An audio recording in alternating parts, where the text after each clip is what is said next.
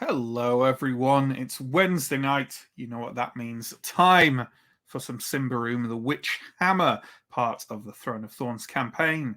I hope everyone's excited. We're going to get just all Symbaroomed up here tonight.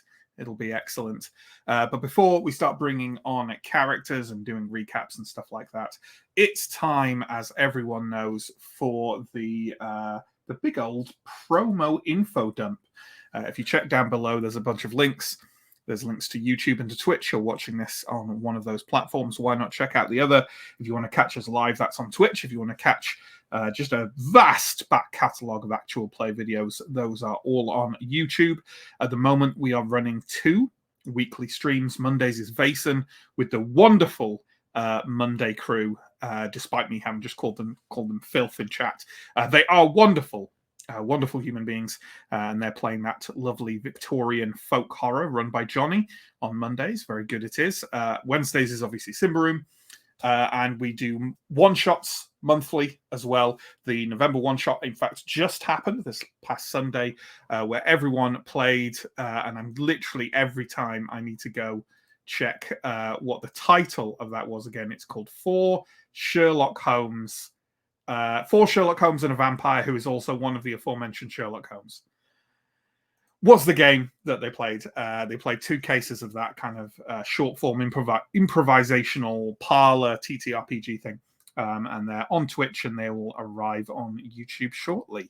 Our previous one shot is also arriving on YouTube in episodic form this week. The first 2 episodes are already up, and that is Cyborg, which we're looking forward to playing for quite a while. So yeah, check all of those things out. There's also links below to our social media, our Discord, our Patreon, all the things that all streamers tell you about all the time. You don't need me to inform you of what they are, but they're there if you want to have a look at them. Okay, that is the promo. The promo is done satisfactorily. Let's bring on our first player tonight to start delivering recaps. It is John, aka Sir Arindar. Last abandoned scion of House Dar, and I'd say the heart of the group, the compassion of the group, probably, maybe. Yeah, it certainly seems that way. Absolutely. And he's got a big cat, so Ferrin. I remembered this time. Well done. Yeah, well done, Matt. Well you done. The name of something in your story. Only had him for like about 25 hours at this point. Yeah, it's fine. It's fine. Just don't expect too much from me, and we'll all be happier. So, John, tell us what happened last time. Well, we began our approach to Carvosti,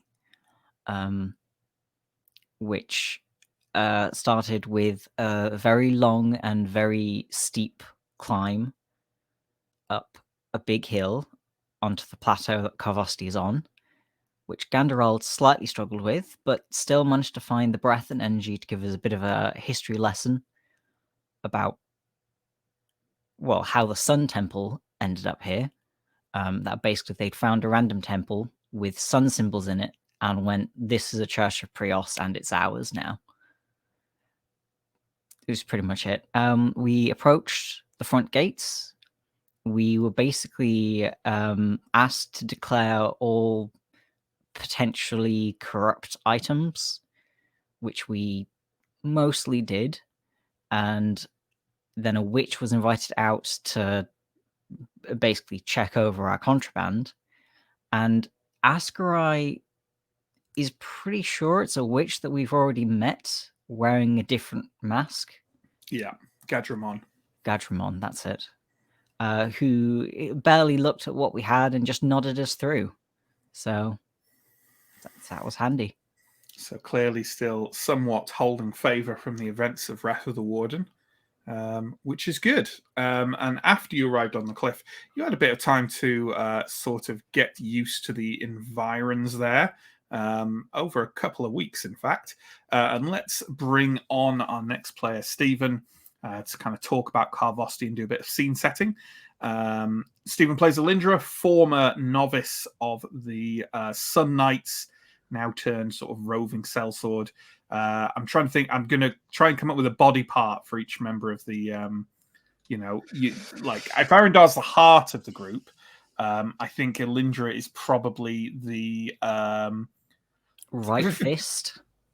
The mailed fist of the group. There we go. Yeah, that'll do. Yeah. So we had to look around this Carvosti place, see what the fuss is about. So yeah, I sketched this map. Yeah, well done, Stephen. It's all me. Yeah, so I guess starting from the north, which is on the right-hand side of this image, because compasses. So you can see the path that we came up. At the top of that path was the gate that we went through, that we had our stuff checked. Just beyond that, there's a little settlement thingstead, which was a kind of a I guess that's where the barbarians kind of and the assorted other travelers hang out. There's a tavern there and a few other bits. Yeah, but it is like if you want to stay there or put up tents there, you basically have to be one of the clan folk. Yeah. It was not for us, but like we spent some time in the tavern, as I imagine we'll discuss later. Then further on in the kind of east of the map, which is by that big sort of crack, that thing is the stronghold, which is as far as I can tell, kind of the real sort of seat of barbarian clan power in Carvosti. It's a big, impressively built, kind of heavily fortified sort of compound. Over on the west, so out near the top, that's the pilgrim camp. That's where the Ambrians get to go and be in tents. So I guess that's where we've pitched our stuff, and that's where we're staying. And then on the cliff, on the front of the cliff, there is a sort of a big, it's an entrance to, I guess, some kind of caves or some kind of structures built into the cliffs. That's where the witches live. We were not allowed in there. Then this is the Sun Temple. So it's a Sun Temple that is now very specifically a Prios temple. Yeah, it's very old, but has been kind of modernized, I guess. And was basically handed over to control of the Sun Church to stop the Ambrians trying to attack the plateau.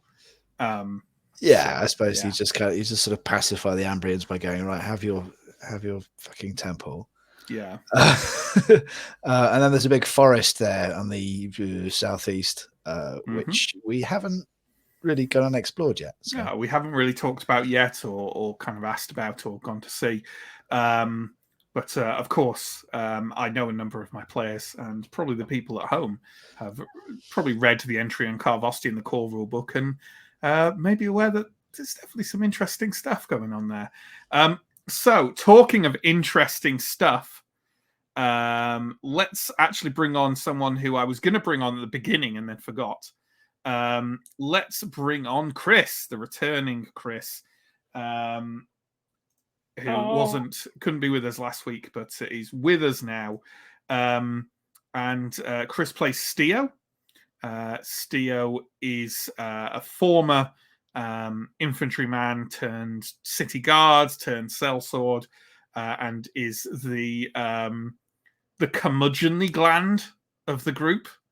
I would say that sounds about right. Hi, Chris. Yeah, I'll do. The one slightly problematic shoulder blade that keeps pulling every once in a while when you do too much work. Yeah, that seems fair. All right, but Chris isn't going to give us a recap because he unfortunately missed out on last week. So instead, we're going to have to settle for Mike.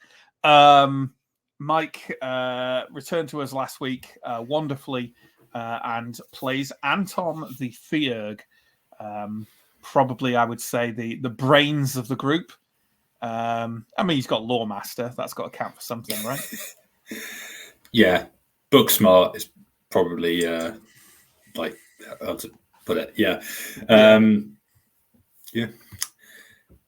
So Anton joined and met up with the party in the Longhouse, and on the next table to the party at the Longhouse, there was 2 individuals who are worthy of mention. We've got Crueljaw, the ogre, and Aranitra, the liturg. I guess from Carvosti. It was quite clear that those 2 were having a bit of a disagreement. Crueljaw seemed concerned about someone called Elmendra, which sort of pricked ears because I believe Elmendra is a famous treasure hunter looking for the mythical city of Symbar, and I think possibly has something to do with the witch hammer, something like that. Is that right? Crueljaw definitely mentioned that he'd handed over to the Sun Temple a hammer, right? That Elmendra had given him. Okay. So he also Crueljaw seemed to suggest that Aranitra had promised to help Elmendra, and Elmendra is blight marked and in danger. This disagreement spilled over into something a little bit more serious because Crueljaw was quite drunk and he ended up knocking out Aranitra. And I think then there was some sort of commotion within the tavern at this because this was happening quite loudly, and mention of Elmendra kind of piqued quite a lot of interest. So some people dashed out, one of the Queen's Guard, I think, or a Queen's Ranger. A Queen's Ranger and a black cloak kind of sidled on out there. Basically, as soon as Crueljaw mentioned that Elmendra said she'd found Symbar, everything turned quite serious. Yeah. And then Ascarai sort of chased after those guys to see where they were heading. And then was there a ringing of a bell or a something like that? Well, to get into exactly what was going on with a bell and further other things, let's bring on our final player. It's everyone's favorite, apart from people whose favorites is one of the others. It's Sam. Sam plays Ascarai, our changeling scout and bowmaster. The eyes of the group, I think, is a safe pick for Ascarai. Sam, why don't you tell us how last week wrapped up? So I think Ascarai and Elindra as well maybe had chased out of this tavern to see where these people were going. They both, as far as I remember, maybe one less directly than the other, but they were both basically heading towards the gate out of Carvosti, is what we learned there. But then as we were sort of heading back in, Ascarai spotted just a barbarian-seeming man in kind of nearby, stumbling and looked injured. He went over to him, and the guy basically said, they're attacking the stronghold. There were bells ringing that seemed like alarm bells, at which point Ascarai ran back inside and tried and failed to get everyone's attention. And then I think Elindra maybe actually succeeded. I think it was more that the bells started ringing around the plateau, and everyone literally just kind of leapt in a kind of panic and started dashing out of the longhouse. Yeah. So we more or less got the group together and headed towards this stronghold, this kind of fortress thing. As we got closer, it became clear that there was fighting going on. It didn't seem like there was a huge number of people fighting, but certainly some. And I think from what we could see, it was the Wrathguard fighting against people dressed in kind of Ambrian army uniforms, but from years ago. A bit outdated. Yeah. So, I mean, we saw them fighting. I don't think we really saw a clear indication of where they were coming from, but we saw a couple of people running away. A couple of Ambrian soldiers running away, and we chased after them, tried to get them to stop. At some point, they turned around. They nearly were convinced to kind of give up the fight, but in the end, they decided to to have a fight with us. And I think we were fighting them at the end, or had we just? You just basically you there were two of them. You killed one of them, and the other one has kind of been grievously wounded to the point of kind of like stumbling to his knees, and you've sort of taken him alive. It's worth noting as well that Elindra and Revelia, the squire who you kind of rescued from in Davakar, split off from the group and headed more towards the stronghold, where there were kind of flames pouring out of one window to kind of see what could be done there. And I think Elindra, more than anything, just figured that you lot could probably handle two random Ambrian mooks. But yeah, things get a bit deathy when Elindra draws her sword. So yeah.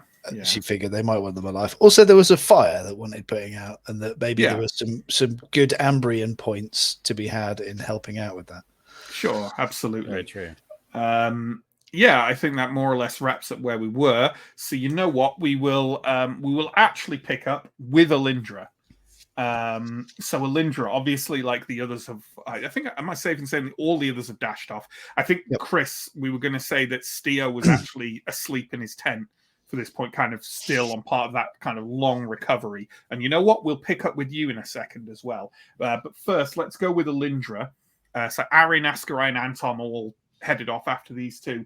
Revelia has drawn her sword and her shield and is kind of chasing, like following after you. I think I said that Ganderald wasn't there. I think he's back in the Pilgrim camp as well. Yeah. Maybe that's a continuity error, but either way, that's what I'm going to assume, that I'm right about my memory, which is a terrible mistake, largely. So, yeah, as you're moving further towards the stronghold, like I say, that you can see that like this fire, which is sort of on a middle floor of the stronghold, it's definitely dying down. Like you can see people moving around in there, and you think you can see people kind of throwing sand on it. And they seem to be succeeding in the fight against it. The Wrathguard are absolutely cutting apart these Ambrians. Like there are very few of them seemingly still alive, and the ones who are rather desperately sort of like backing off away from the assault of the Wrathguard. And then on top of that, Elindra, why don't you give me a vigilant roll? And I think it's just going to be even, because you're in quite a good position to see it, but also it's dark and chaotic. Sure. That is a fail. Okay. You know what? I'm going to give you a second chance for this, and that second chance is going to be a roll from Revelia. So I guess that means I have to find Revelia's stats, which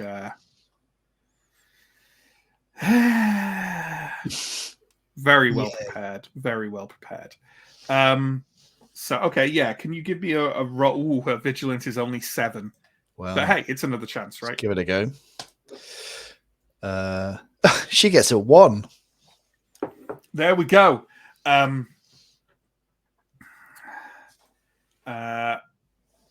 She kind of stumbles after you, and like faced with this scene, what do you think? Is Elindra picking any particular place to go or things to do?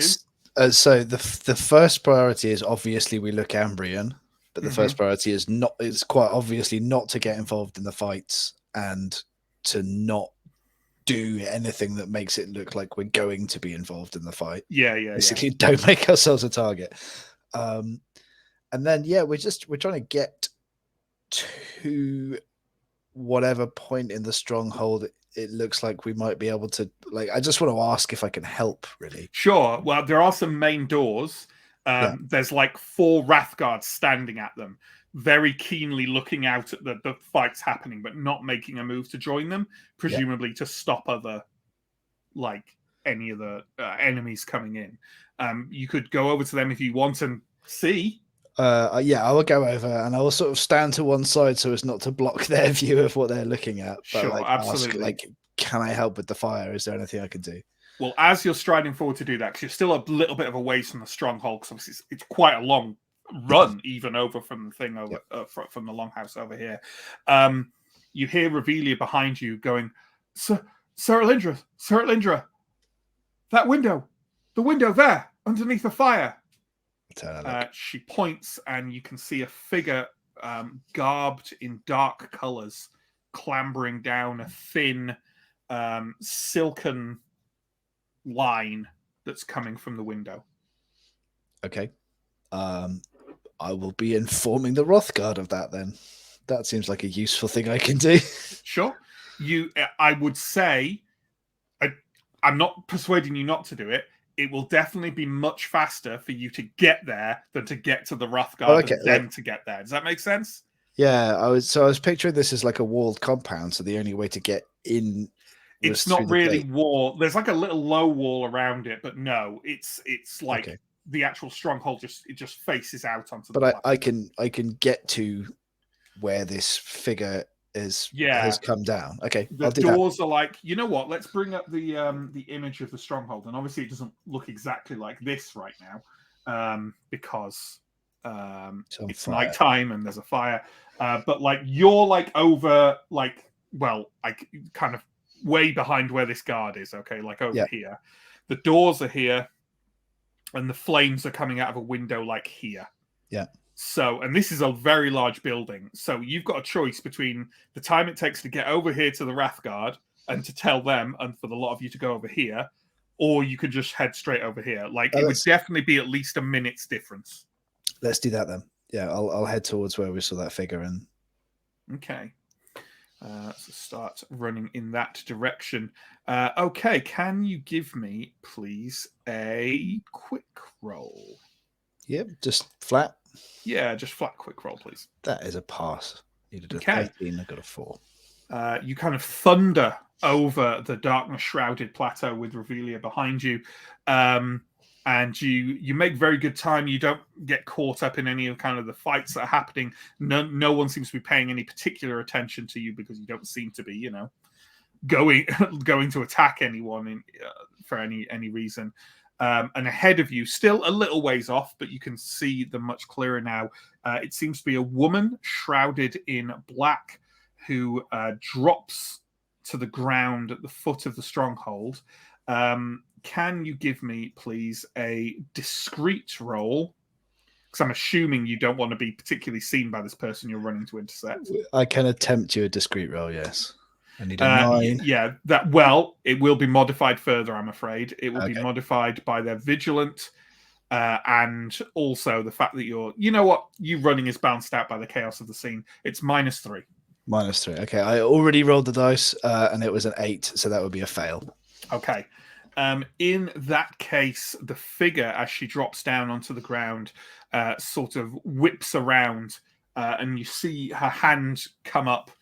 There's a kind of glint of metal in the moonlight, and then there is a crossbow bolt winging its way through the night air towards you. So, can you give me a vigilant roll, please? Sorry, not a vigilant roll, a defense roll at a -3. Defense 30. Yeah, that's a pass. Okay, that is good. So the crossbow bolt kind of glints in the moonlight as it kind of comes through, and you can duck to one side, or you can like cleave the bolt aside with your sword, or however you whatever you think's coolest. I think I will. I think the sword is probably stowed away at this point because I'm aware that I'm a big person and big Ambrian and don't really want to. Yeah, sure. So yeah, I think probably just kind of. Okay, absolutely. You're still quite a ways from her, and you can see kind of her. Not fumbling, like moving very swiftly to basically, presumably, reload this hand crossbow, which is a very fancy piece of equipment, it has to be said. Are you still going forward? Yes. This lady is getting tackled to the ground and questioned. So if I have to cover that distance whilst keeping an eye out for crossbow bolts, that's what we're going to do. Absolutely. Okay. She's going to reload then and fire at you again. Can you give me another defense roll at a -3, please? Sure. That's a fail. That is a fail. Unfortunately for you, her shots completely ignore armor. Righty-ho. So there's no armor roll for that. I can see Sam shaking his head here at this point. Ignoring armor seems very overpowered. Now. I don't understand how that's allowed in the game. Totes OP. It's definitely not with exactly the same ability you have. So that's going to be that damage, but that is not the main problem. So we're going to start by saying that the bolt that she fires basically sinks into the muscle of your neck, just across there, in like a gap between where your chainmail coif and your tabard reach up to, and that is a rather nasty wound that will cause 6 toughness for a start. Okay. However, then there is another thing to consider. First, can you roll your strong, please? Modified by -5. Ooh, so strong as 15, so I need to get a 10. I get a 19. Okay. Immediately after the bolt sinks in, you feel the flash of pain, and then you feel tendrils of cold reaching down your body, down your arm, round your chest, and constricting your chest. You can still run, but you're kind of stumbling and struggling as you're doing so. There's something on this bolt. Okay. And it is going to... could you roll a d6 and then another d6 for me, please? Yeah, d6, 3, and again, 1. That is almost as soon as that sensation starts, it kind of slips away, and it almost felt like you had like a heart murmur for a moment, and then maybe it's your running kind of working it out. It settles down to a calmer rhythm again, but take another 3 toughness. Okay. That was a much better roll than Asker I had. Yeah, but I figured we're in a similar territory. Yeah. Pain threshold is only on a single hit. Okay.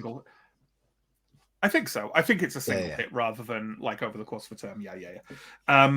There is more to this, I'm afraid. Could you roll strong? But that strong is modified by a +3. So you got a pretty damn good chance. Strong +3. Yeah, that's a pass. Right, that's absolutely fine then. You can carry on moving.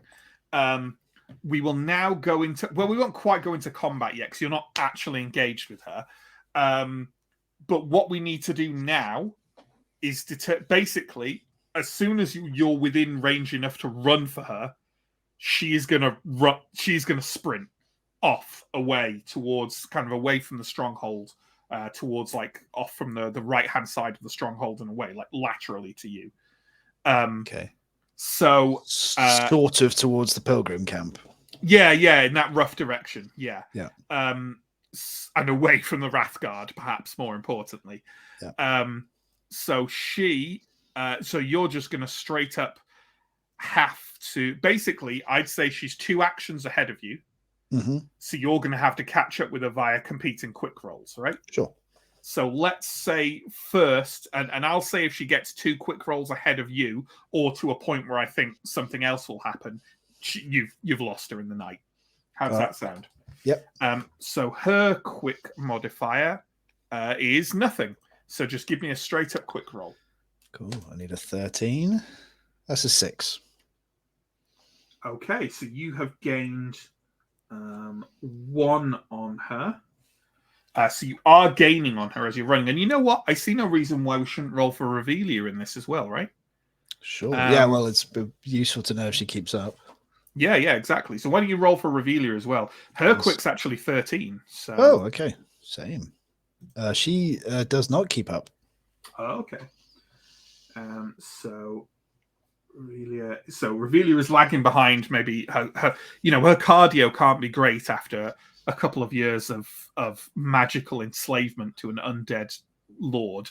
So Yeah, presumably that's she's skipped a few top leg days. Exactly. But okay, you are catching up to this black-clad mysterious figure. Why don't you give me another quick roll and we'll see where we are. All right, we need a 13 and we roll a 3. There we go. You are more or less flush with her as she's desperately trying to scatter across the plateau away from you. You've just kind of made it past the edge of the stronghold now and are running out to the plateau more broadly. Are you going to try? You've mentioned trying to tackle her. Yeah, I just want to essentially just tackle her to the ground. Absolutely. Pin her down. Why don't you make a strong roll modified by her quick? I think that's decent. And her quick is 0. So just a strong roll. Yeah, neither a 15. I got a 2. Yeah. You barrel into her with all of your, like, did we say like Elindra's like 6'3", something like that? Like she's tall, right? Yeah, she's tall. Yeah. With all of your kind of powerful 6'3" frame, and she just goes down and scrambles around on the ground underneath you, kind of trying to sort of get a rough turn on you. And to do this, she is going to. Can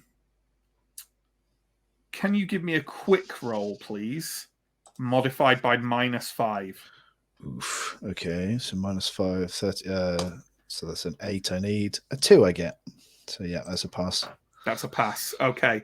As she kind of spins around underneath you, she's kind of holding something in her hand, kind of something clenched in her fist, and she kind of thrusts it towards you, not to punch you, but you kind of see her fingers opening as it's coming up, and you manage to whip your head to one side, and she kind of flings something through the air, and you hear a kind of an oddly kind of noise, as if like a kind of like an exploding noise, but not a particularly impressive one, like a very small firework or an odd, just little kind of noise, and you feel something kind of drifting down and settling on the back of your neck and leaving odd little numb spots along it.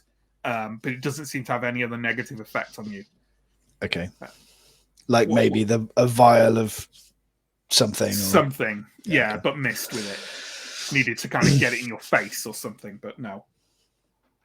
Cool. So, so I guess the first thing is I would like to incapacitate her somehow, bind her hands or Sure, absolutely. Well, why don't you, I'd say like roll strong against her strong, right? To try and get her into a position where you can like at least pin her arms or something. You can hear Revelia kind of like padding up behind you right now.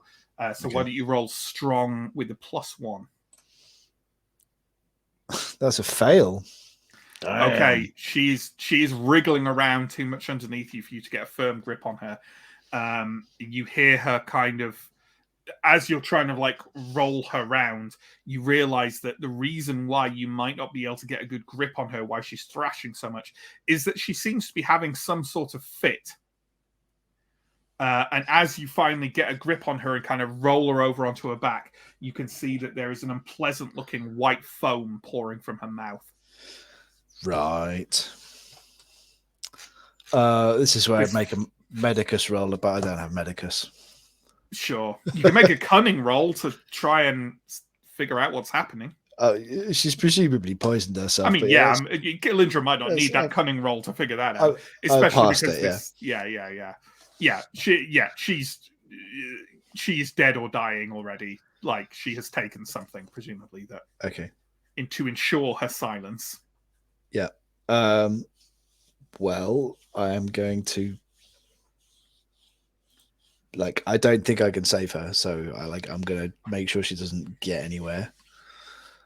So I'll continue to pin her down, I suppose. Like, what does she look like? Is she Ambrian? Is she?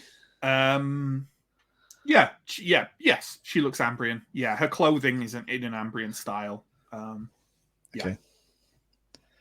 What, like, Is there going to be any opportunity to ask her any questions? As if she's not going to answer No, them. she's insensible now, and unless you can find someone who can cure this real quick, then you don't think that she's going to be alive for very long. I will look to Revelia to see if she's about to spring forward and do anything useful, but otherwise she's just kind of looking down at her, seeming a bit confused, and just says, What happened?" I don't think she wanted to talk. Can anything be done for her? There's nothing I can do. In terms of where we are we closer to the stronghold or to the? You're definitely closer to the stronghold. Okay. Were you going to say like your companions? Yeah, essentially, who's the nearest person that I can bring her to? There is a party of Wrathguard who've just finished cutting down some Ambrians, maybe about 100 feet away. And then there's the Wrathguard guarding the front of the stronghold. Those are the closest things. I will pick her up sort of fireman's lift style and sure. carry her over to the Wrathguard and say, this one was trying to escape. Sure, absolutely. As you heft her up, you kind of hear the wet gurgle of her death rattle next to your ear as kind of the body stops thrashing in place. Okay. And right, I think we can skip to another POV now for a second. Steo, you have been laying in the Pilgrims camp more or less solidly for the last 2 weeks, while mechanically your toughness has, recovered in the same manner everyone else has. I think it's not controversial to say Steo took a hell of a battering in the last scenario, and you've kind of been recovering with a combination of bed rest, alcohol, and the company of your companions. And you are right now in a tent with Ganderald as well, who's spent quite a lot of time with you. He's not particularly someone for drinking at the Longhouse, so he's been more of a companion to you for these past 2 weeks than maybe the others have. And as you are laying there, there's an almighty jangling, clattering, cacophonous noise of bells. The Pilgrim camp is quite near the western ridge of the plateau, and it seems to be mainly coming from that direction, though you can hear echoes all across the plateau from every direction of these bells going off. You're well used to screams and shouts in the Pilgrim camp, as we discussed last week, the Carvostin Midnight Choir, as it's termed. But it's set off anew by the infirm people here, but also the healthy people here panicked. Firstly, Carvostin Midnight Choir is one of my favorite 1990s goth bands from Manchester. Secondly, in the spirit of whatever doesn't kill me makes me stronger, can I use these 2 weeks to find the constitution in myself to purchase Steadfast level 2? Yeah, by all means. Yeah. So I will cash that in. I take it that is further resistance to kind of magical influence and stuff. Is that? Yeah. So the first level of Steadfast allows you to reroll strong or resolute when you are physically restrained. The second level of Steadfast allows you to do it when you are supernaturally restrained. So that's pretty nice. Yeah. So great. Yeah, cha-ching. I think at this point, I don't know, you get these times when you're down with a fever and you're sick, when you just wake up one day and you kind of realize that at this point it's gone and you're just lying in bed because you feel like you must perform the act of getting better rather than that you're still laid down. And I think Steo is going to come to the realization that it's time to put the armor back on and get some work done. So absolutely, I will suit up. Absolutely. Ganderald helps you strap on your armor. And all the time he's kind of, are you sure? You're sure you're feeling better? I'm sure the Wrathguard can take care of whatever it is. Yeah, but they're not going to tell me what it is, are they? Well, maybe not. The others, they're at the Thingstead. Do you want me to run and get them? No, we go together. Get your claws ready. All right. He kind of dives over to his pack and scrabbles out his axe and his fighting claw. yeah, you leave the tent.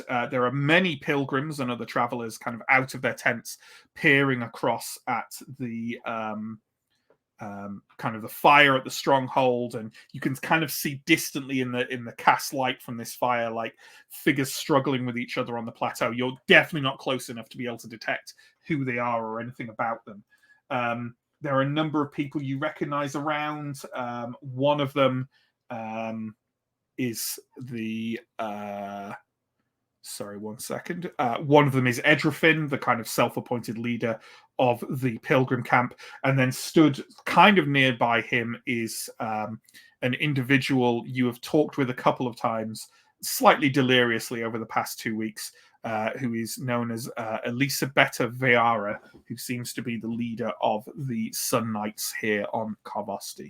Do you want to interact with either of them, or are you striking out? It's entirely up to you.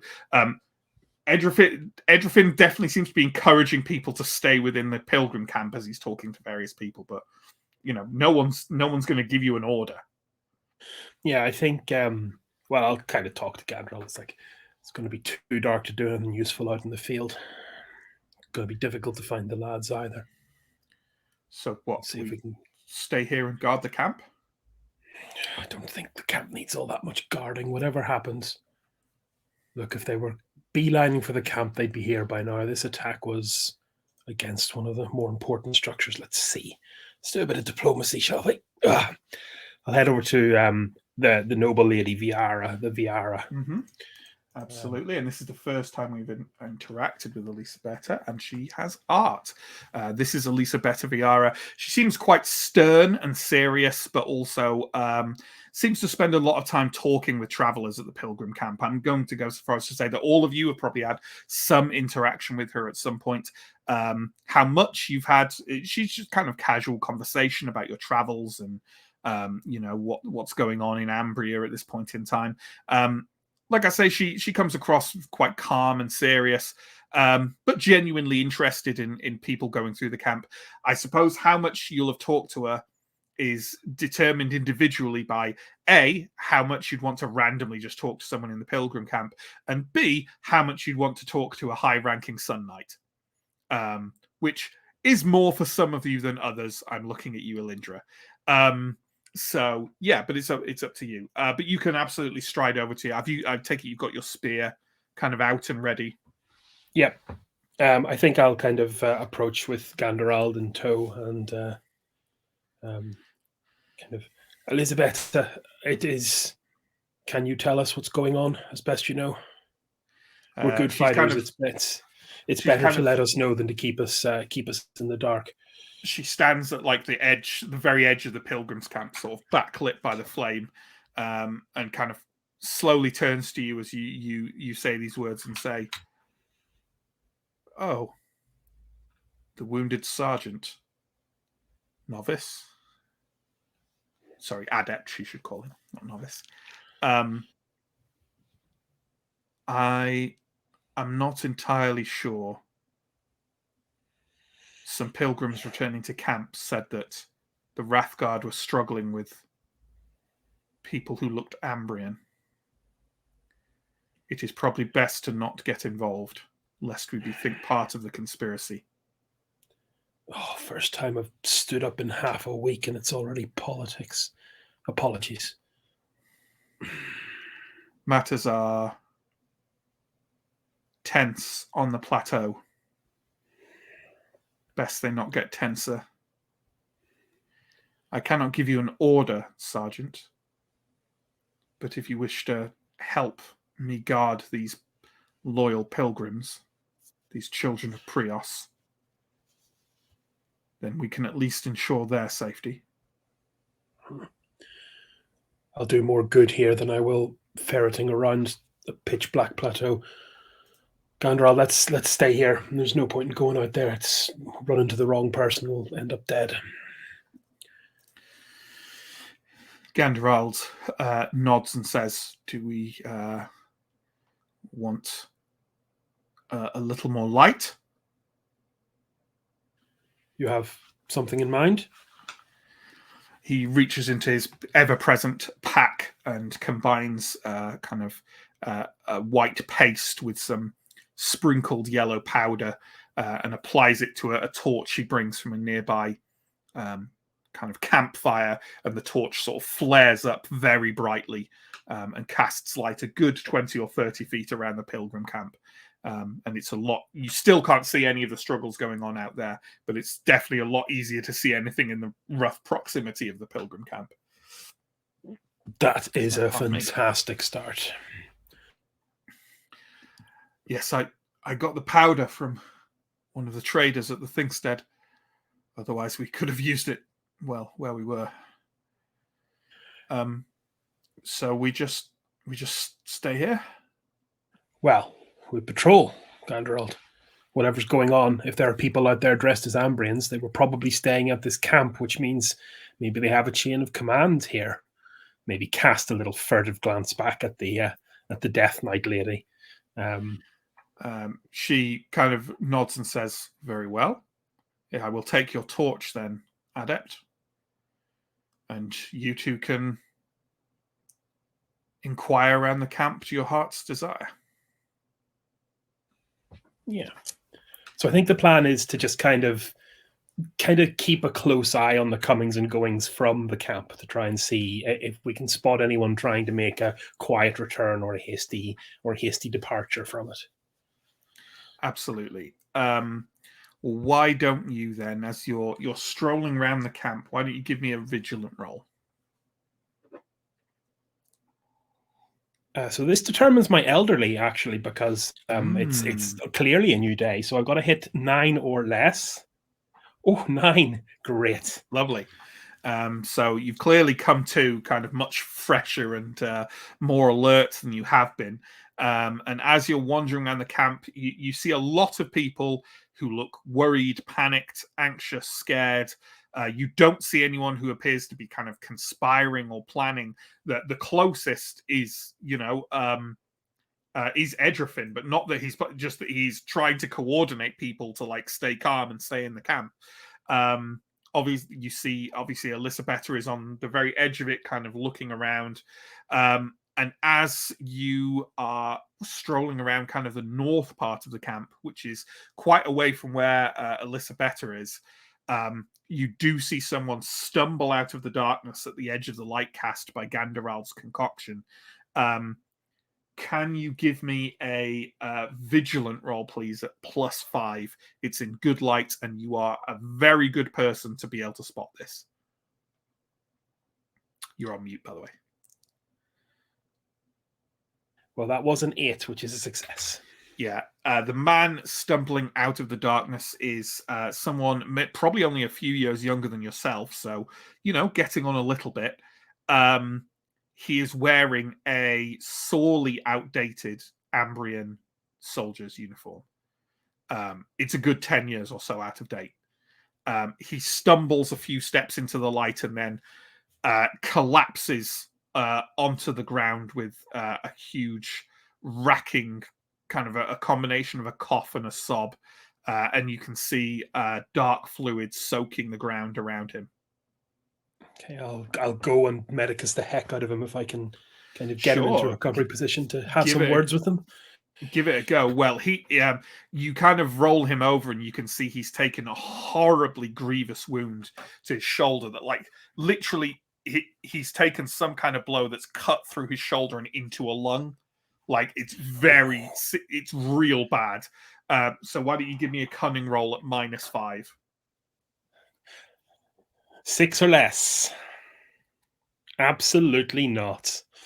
Yeah, you turn him over and kind of like scramble at I'm assuming you've got, like, maybe Ganderald has a pack with some supplies and he proffers them to you and you kind of get them and by the time you turn back, the light has forever vanished from this man's eyes. He's just staring up blankly at the stars overhead, revealed by the clouds rolling apart. Can you help me lift him? This must be one of the assailants, given the armor. Oh, all right. Okay. We'll take him back to the brass. Ganderald kind of grabs him by his ankles under his arms and lifts. So we'll kind of rotate back to where the two kind of coordinators are standing. Sure, absolutely. Edrifin kind of sees you carrying this body over and goes, "Oh, please, it's. Don't worry. Back to your tents. Back to your tents." And he kind of steps over, and I think at this point we can also have, because I'm not sure we. I think we had an image of Edrifin briefly last time, but here he is. He's a former treasure hunter who's obviously badly wounded and scarred by his travails, missing one eye, kind of acid pitting over one side of his face. And he comes over to you somewhat unctuously and says, "Please, your companions are obviously warriors of some... Have you killed this man?" Nope, he arrived pretty dead. I can't do any damage that bad. Look at that cut. Who are they fighting? The Wrathguard? That's what I would assume.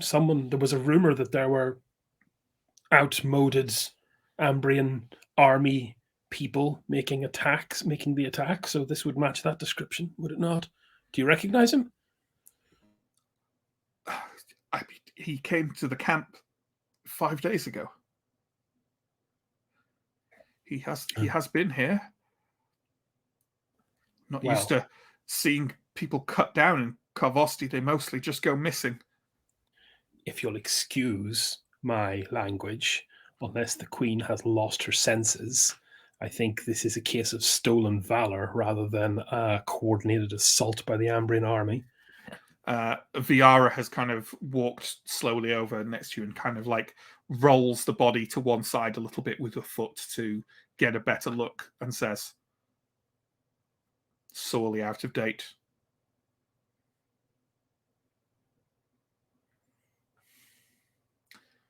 The question is, are we meant to see through the ruse?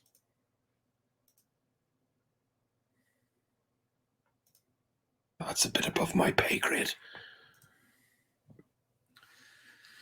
Either way, she indicates that by the stronghold where the light from the fire has kind of died out on the side now, and you can no longer hear the sounds of fighting or cries of pain echoing across the night-shrouded plateau.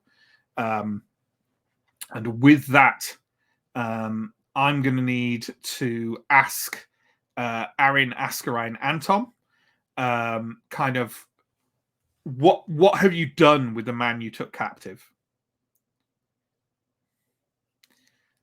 Like, where are you intending to take him from this point? Because none of the Wrathguard are near enough that they will spot if you take him somewhere else. But your intention may be to take him to the Wrathguard. Elindra is taking her body to the Wrathguard.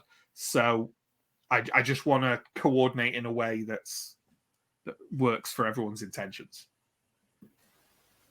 What state is he in? Is he like alive but hurt? He's pretty badly wounded, but he's not in immediate danger of death for sure.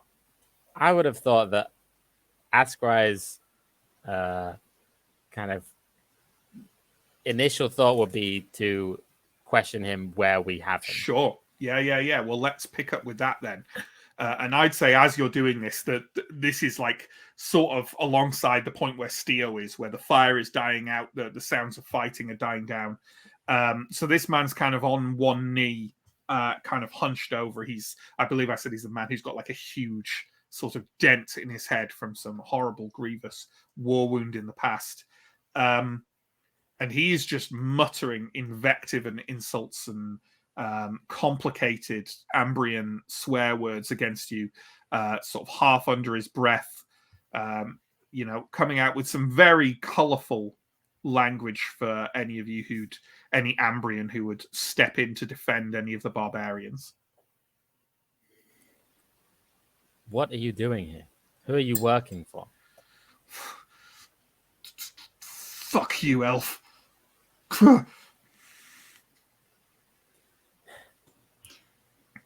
He said, "What are you doing here, and who are you working for?" I'm here to fight the creatures of the eternal night. The question should be, what are you here for? I'm not here to cause a diplomatic incident, that's for sure. What are you hoping to achieve? Typical fucking noble.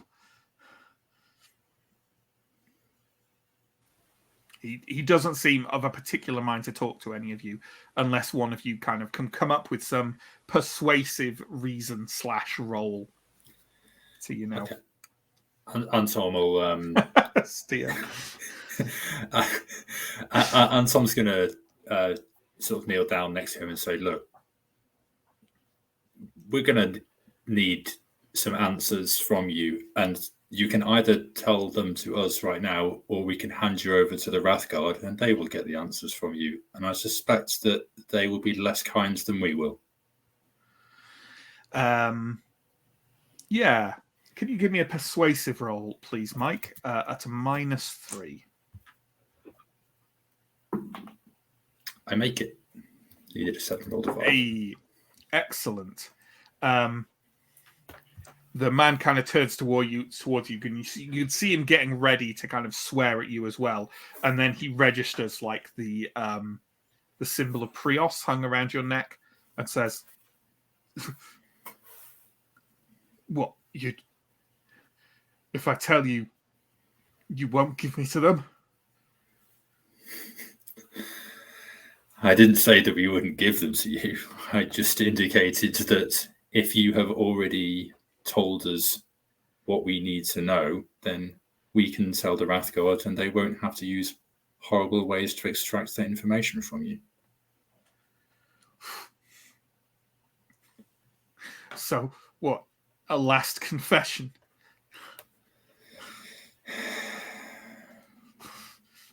Look, those wounds don't look like they're that pleasant. She hired us in Thistlehold. We were to kill the High Chieftain. She led us here, never mentioned her name. We were going to be rewarded 500 thaler of gems. I'd have happily done it for free. These barbarians, they serve the witches. The witches serve the eternal night. And those savages gave me this. 15 years of pain. Whatever they can do to me, it's not worse than what they've already done. Fuck them and fuck you. He relapses into his under his breath invective.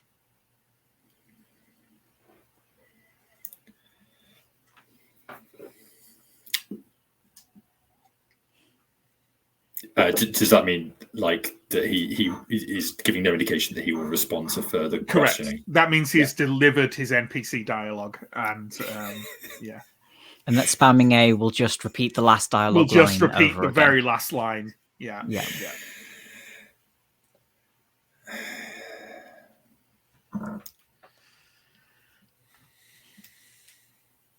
What are we doing with him?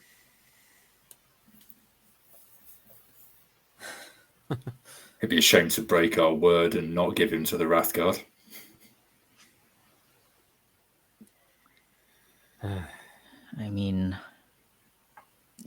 that is hand a criminal over to the guards is the usual plan. Might bear some goodwill as well, which we're desperately going to need after this. How mortal are his wounds? Like, is it like, you know, he'll certainly die from them in hours or days if he doesn't get medical attention. Okay. But he's not in imminent danger, is your assessment. Okay. I think the Wrathguard, but if he calls me an elf again, I'm killing him. Understood. Okay, you have a group of Wrathguard relatively near you. who seem to have finished up fighting some other Ambrians. And wonderfully coincidentally, it's going to be the same group that Alindra is heading towards, which seems to make some sort of sense. And I'm going to say that you reach them at approximately the same point in time as well.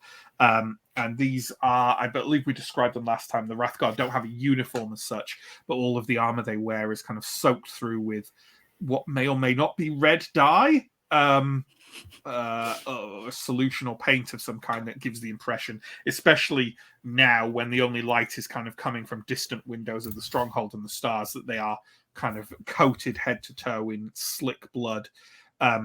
As they see you approach, they kind of wheel round, brandishing their various weapons, but they see that you are, one is a group of three of you kind of shoving a man. I'm assuming, have we like tied his hands or anything like that? We have something we could do this with. I'm going to say I've like tied his hands and grabbed him by the elbow and sort of half helping / pushing him along. Yeah, and the other is a group of two people, one of whom has a dead body slung over their shoulder, and none of whom, I'm assuming you've put your weapons away. Yeah. Yeah. Actually, I'll have kept my dagger out because I'm escorting the prisoner, but... Sure, yeah. And they kind of visibly relax as they see this, although they definitely still have kind of like, they're not putting their weapons away. And one of them sort of steps forward and with, let's see, well, they can probably speak Ambrian, otherwise they wouldn't be trying to talk to you. Because you are all clearly Ambrian in one fashion or another. So, can someone give me, please, we're going to roll for what clan they are from. So that's 1, 2, 3, 4, 5, 6, 7, 8, 9, 10, 11. Can you give me a D10 roll, someone, please? 4. Okay. This individual speaks with probably speaks with a barb. See, this is the thing. The majority of the things you roll, I'll just be like, they speak with a barbarian accent you don't recognize. And they do speak with an accent you don't recognize, although they're speaking kind of fragmented Ambrian. Although actually now I have to go check, just for veracity, I have to go quickly check where in proximity to you're from the Gdynia, is that right, Sam? Yep. Okay, yeah. It's a Yeed accent. So the Yedesa, who are the clan kind of to the south of the Gdynia. And he says, not with them? No. Good. Or your blood? Yes. He kind of gesticulates at the bodies on the ground. Very understood. We've taken one alive. Huh. Give him.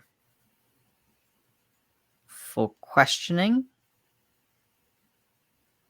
We question. He already told us some stuff. He's just kind of looking at you expectantly. You can't see his face or any of their faces, by the way. They all have kind of various wooden masks with horns of various kinds. He was hired by a woman. He didn't know her name to attack barbarians and their witch masters. This is his words. Oh, sorry, yeah. These are his words.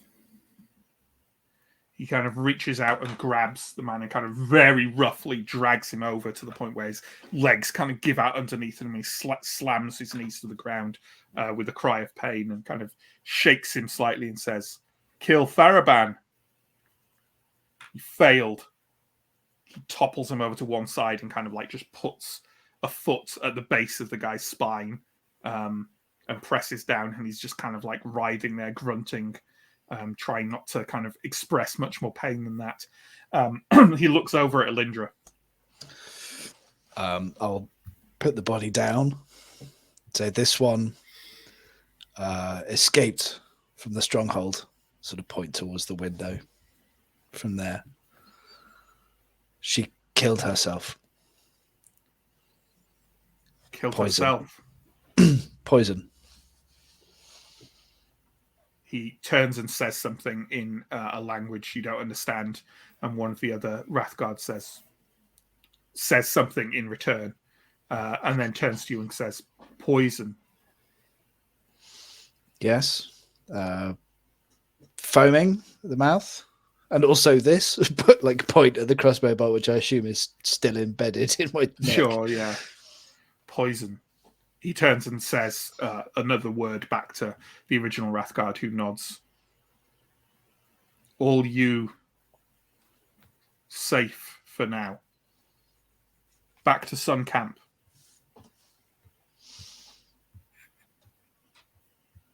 He kind of rests his hand on the pommel of his blade. Not in a threatening way, but in a kind of, he's not going to brook any argument on this. It's time to go now. Kind of. Understood. Yeah. Okay. Steo, you are stood over kind of this body alongside Elisabetta. And God, I have a block on this guy's name, I swear to God. And now my computer isn't working. Edrifin. And emerging from the darkness are 4 threatening figures. 5, actually, because of Revelia. Your companions emerge back into the light. You weren't expecting to see one of them. Because you didn't know that Anton came back. Anton, welcome back. Did you cause this? Steo, you'll be amazed to learn that I didn't. I'll actually give him sort of like a warm pat on the shoulder when I see him. I kind of reflexively wince, but then realize it doesn't actually hurt anymore. But anyway, would anyone like to make a report?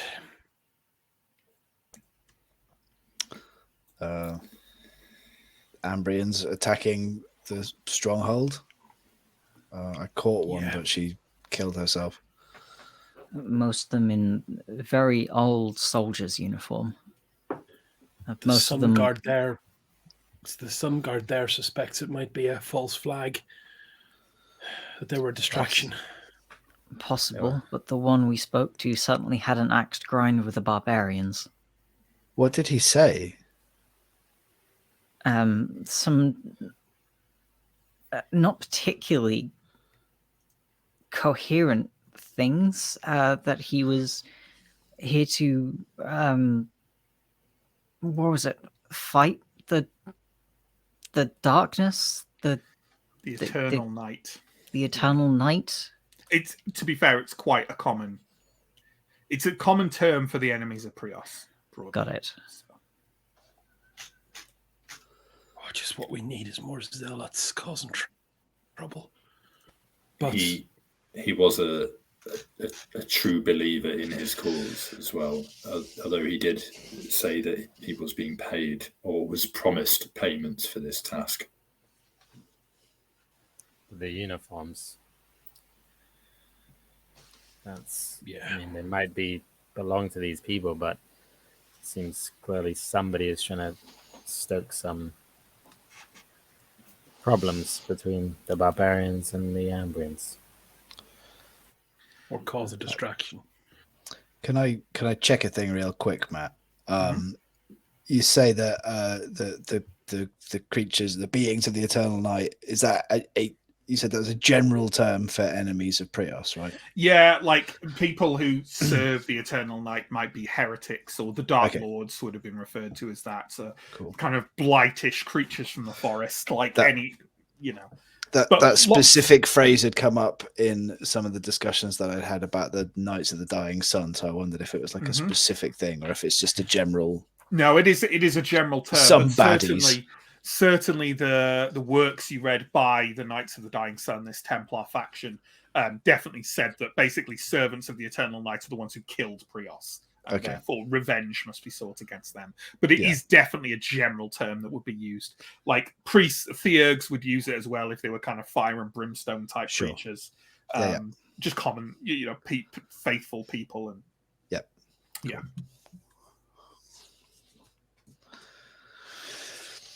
It's just the opposite of Prios, isn't it? Eternal Night. Yeah. So, what was the fire at the castle?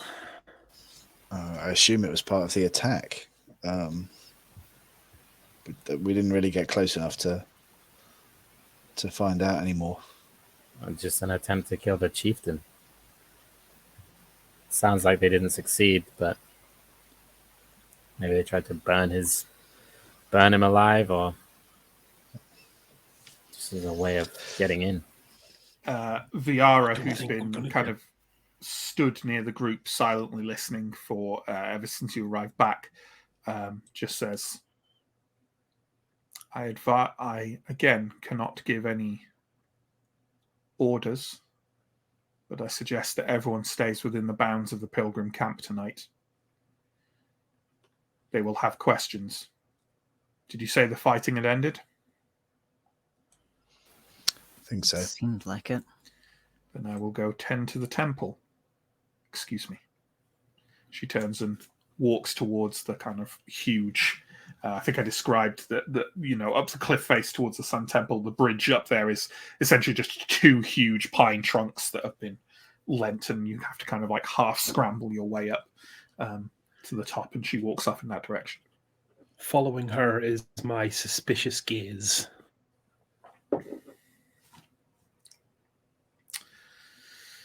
Okay. Is there any further conversation we want to have or anything we want to do before we want to kind of let the clock progress? Or is Elindra's wound visible? Oh, yeah, for sure. I think the bolt is probably still in there. Yeah. And at some point, Elindra's going to want to sit down and remove that. Shall I be the first to fail a medicus roll? Yeah. Go for it. Yep, there we go. Failed. Nice. Somewhat performatively, Steer will go, that's fine, Anton. Let me take a look. And we'll have a go myself. And I will also fail. Right. Okay. Elindra's just going to sit down and just kind of go to her happy place for a bit. And it's gonna pass the resolute roll and heal 3. Oh yeah, you've got recovery now, right? Yeah. So after all the medicus attempts have happened, she's just gonna sit down for a while and just stand up sometime later, looking like she's feeling better. Sure. If you want something done right, do it yourself. Aaron is going to say, with absolutely no guile or self-awareness, isn't it such a shame that something like this happened at such that moment? In what way? Well, just as an all-out riot was about to break out at the pub. It's an interesting coincidence, although I don't see how anybody planning the attack on the stronghold could possibly have known what was happening in the tavern at that moment. It was more like having been in there in the timeline, that man must have been staggering wounded across the plateau for some time, before. It definitely, if anything, you suspect the attack started silently before Cruel Jaw mentioned Symbar at the tavern. But what happened at the Longhouse? There's an ogre. Yeah, I know. Who has a friend. Lots of friends. Is in some form of danger. Almendra. You might have heard of her around Thistlehold's. Yeah. Will I roll contacts Thistlehold for the crack on this one? Yeah. Go for it. Is there anything else I can glean with some Prophetess. That is awful. That's 19. Now, No bad rules for the rest of the night. All the bad numbers have been used up. She's ill, very ill. She's lost. She's blight marked, and she's apparently found something or somewhere very interesting. And she's given some kind of hammer to the people here, to the church, I think, if I understood correctly, in Said exchange for they help. were going to help her, but seemingly haven't. yeah, specifically, she has given this hammer to the father of the Sun Temple, whose name is it Pyramai? Pyramai. Yes. Yeah. Cool, And George. apparently has now not done anything to help find him, Elmendra. Cooldraw somewhat announced this to the entire establishment, and now the camp is going to be full of rumors of Symbar. Oh, yeah, that'll do it. Yeah. Mm. So Yeah, I don't think any of you actually said specifically to Steo that he said she'd found Simba. I was, Yeah. like I was trying to strongly imply it without saying the words Sure, where yeah, it could yeah, be yeah, heard. But are there people around? There are, but they're kind of focused on looking out over the plateau in Terra. Yeah. So, as you're talking at this point, by the way, you notice like Ganderol's light is starting to die down, and you notice that on the edge of it there are figures standing. Not lots of them, but a fair few of them, maybe spaced about 20 or 30 feet apart around the pilgrim camp. They are definitely Wrathguard. They're not like, about to come in and get purging or something, but they are standing there, clearly preventing anyone from leaving the pilgrim camp. I think our accommodation has just been upgraded from camp to prison camp, my friends. I say we rest to see what happens in the morning. Like the lady said, there's going to be questions. Okay. Are we resting up for the night then? All right. Well, that's a toughness back for anyone who needs it. Probably just Alindra, I think. Although maybe... Did anyone else get hurt in the fight? I Yeah. took you a ask small her? hit. Oh, okay, and Dar did as well. Okay. So, in the morning, let's talk about our camping situation here. Because obviously, like, the level you are, you're not all in one big tent or anything because you're not well off enough to afford big tents. But what should we say? There's like 2 or 3 of you to a tent. Does that sound about right? Yeah, I guess Yeah. we came into Carvosti with what, 1, 2 sort of pack mules. Yeah, and you've still got them. They're at the stables. Yeah, so I don't know that we'd have brought a tent each or anything No, ridiculously no, I don't think extravagant so. like that. Well, let's say you've got 2 hefty-ish tents. So let's split your group up in 2, shall we? So it's just interesting to have the different camping combinations, right? So we already established that Steo and Ganderald are in a tent together. I'm going to say that Revelia is definitely going to camp with wherever Elindra is. So let's have those as the two principal tents. Arindar, are you with Steel and Ganderald or Revelia and Elindra? I Choose your best friend.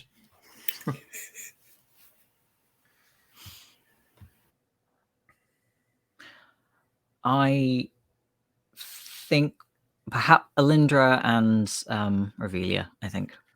Okay. Askarai, does that mean you're with the others? Have you got any objection to that? No, I think that sounds right to me. Changeling tent. Anton, you get to be the annoying one who's going to occupy an extra space in one of the tents. I think there's no choice but to choose Steo, if only to annoy him with some nightly prayers before I go to sleep. In fairness, would you not have brought your own tent given you embarked on this endeavor somewhat separately? Possibly, We didn't actually discuss. maybe No, I don't think you had a tent. Okay. You were making Bad your way luck, yeah. through. You were making your way through Ambria. Like you could stay at, like theurges can kind of stay at inns and taverns fairly free of charge, usually. So, yeah, you didn't mention that you were taking a tent with you or like camping equipment. So, I think we'll steer clear of that. So, hadn't Anton only just arrived? Yeah, that's what I mean. Yeah. Which tent is he? So even if he had a tent, it's probably still packed up. Yeah, over that's in true. the, It's true. It's true. Yeah. in the thing stead. So in the morning, then, in both tents, which are obviously like pitched next to each other, probably with a little space for a campfire outside. The first thing, all of you, a couple of you probably wake fairly early, and you can hear, you can see the dull winter light slowly illuminating the interior of the tents, and you can kind of hear the dawn chorus from the forest outside, which is considerable, considering you're right in the middle of Bright Davakar. But you can also hear Edrifin's voice kind of coming closer and closer to the tent, saying, "Well, yes, I'm not saying you do have any kind of problem, but I can vouch they seem like good people, and I think they fought on behalf of the High Chieftain last night." And another much lower, more steady voice, speaking very good Ambrian, but with kind of a slightly thick accent, saying, "You need not worry, Pilgrim. We simply wish to talk to them." And Edrifin says, "Oh, well, here they are. Travelers." Sit bolt upright. We wish to speak. Pick up sword, leave tent. Yeah. Yep. Pick up spear as in kind of walking support mode, given I'm still probably in that zone of feeling a bit rough. Absolutely. So standing outside your tent are a number of Wrathguard, men and women of the clans, all dressed kind of in those imposing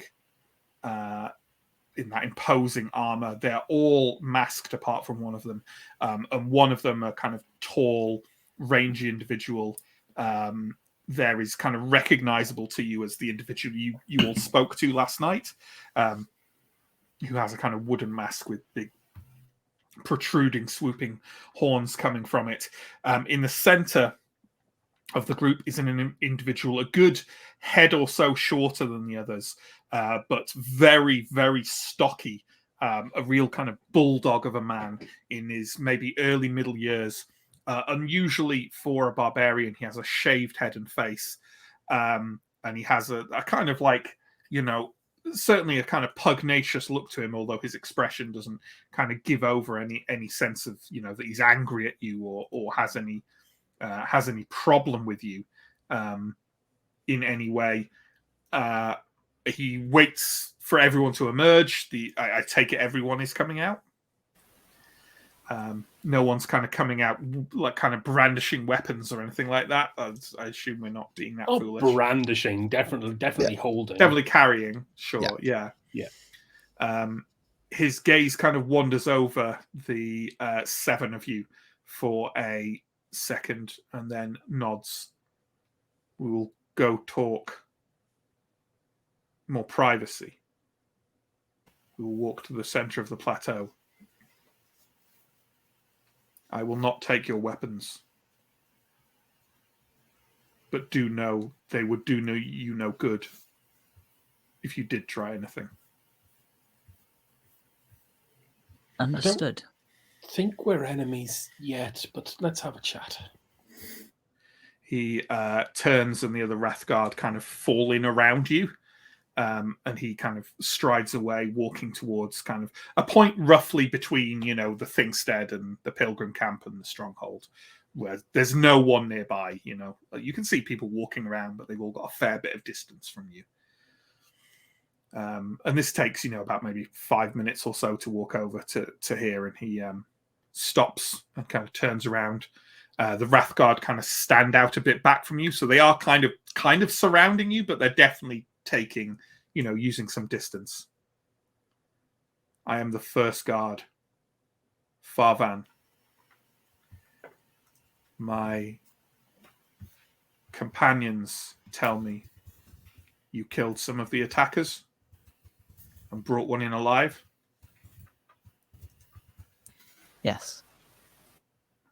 Why?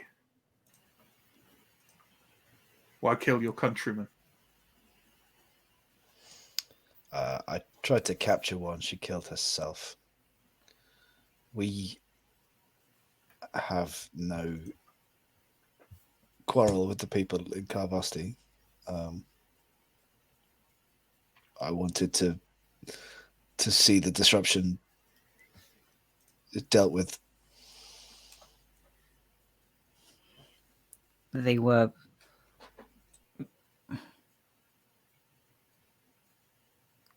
We believe Karvosti is a peaceful settlement where Ambrians are, well, at least permitted.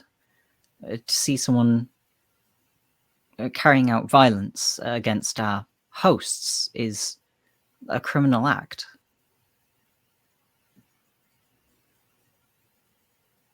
No other reason. We also suspect it may have been a distraction. The uniforms were clearly old. Maybe A clumsy distraction then. No other reason, not known to you.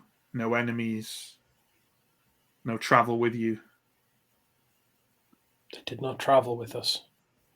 And you all travel together? Yes. Yeah.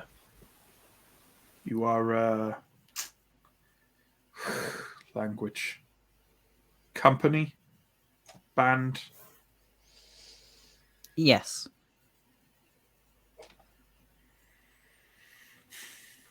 Tharaban lives. Injured, but alive. Poisoned, but will be well. Fought off his attacker. Described her. The one brought by the Templar.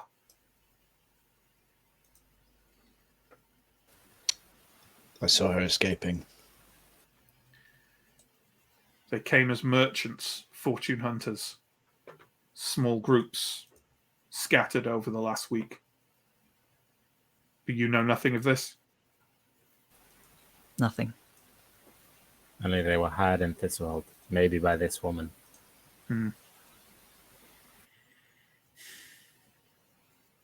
All right. You shed blood for the clans.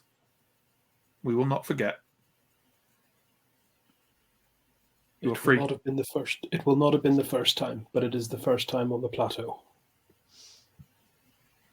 You are free. No restrictions.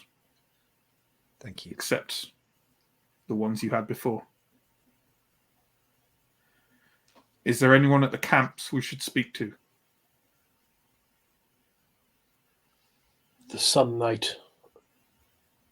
The Temple Guardian. She would not send assassins. She would No. come with an army. But she is astute enough to have realized that the attack may have been a distraction from the assassination attempt. I will speak to her. If we hear of anyone else in the camp who seems suspicious, we'll let you know. Thanks.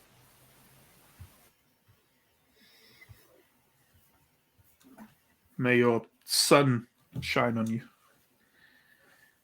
He turns and starts to walk away. The Wrathguard kind of drifting away one by one. The one you speak to last night kind of gives you a not a friendly nod, but certainly a respectful one, and kind of walks away at the end of the trail of them. Okay, we're free. Pint? Couldn't have gone much better. We've got cause to celebrate. I would quite like to see whether Cruel Jaw is still wandering around. Absolutely.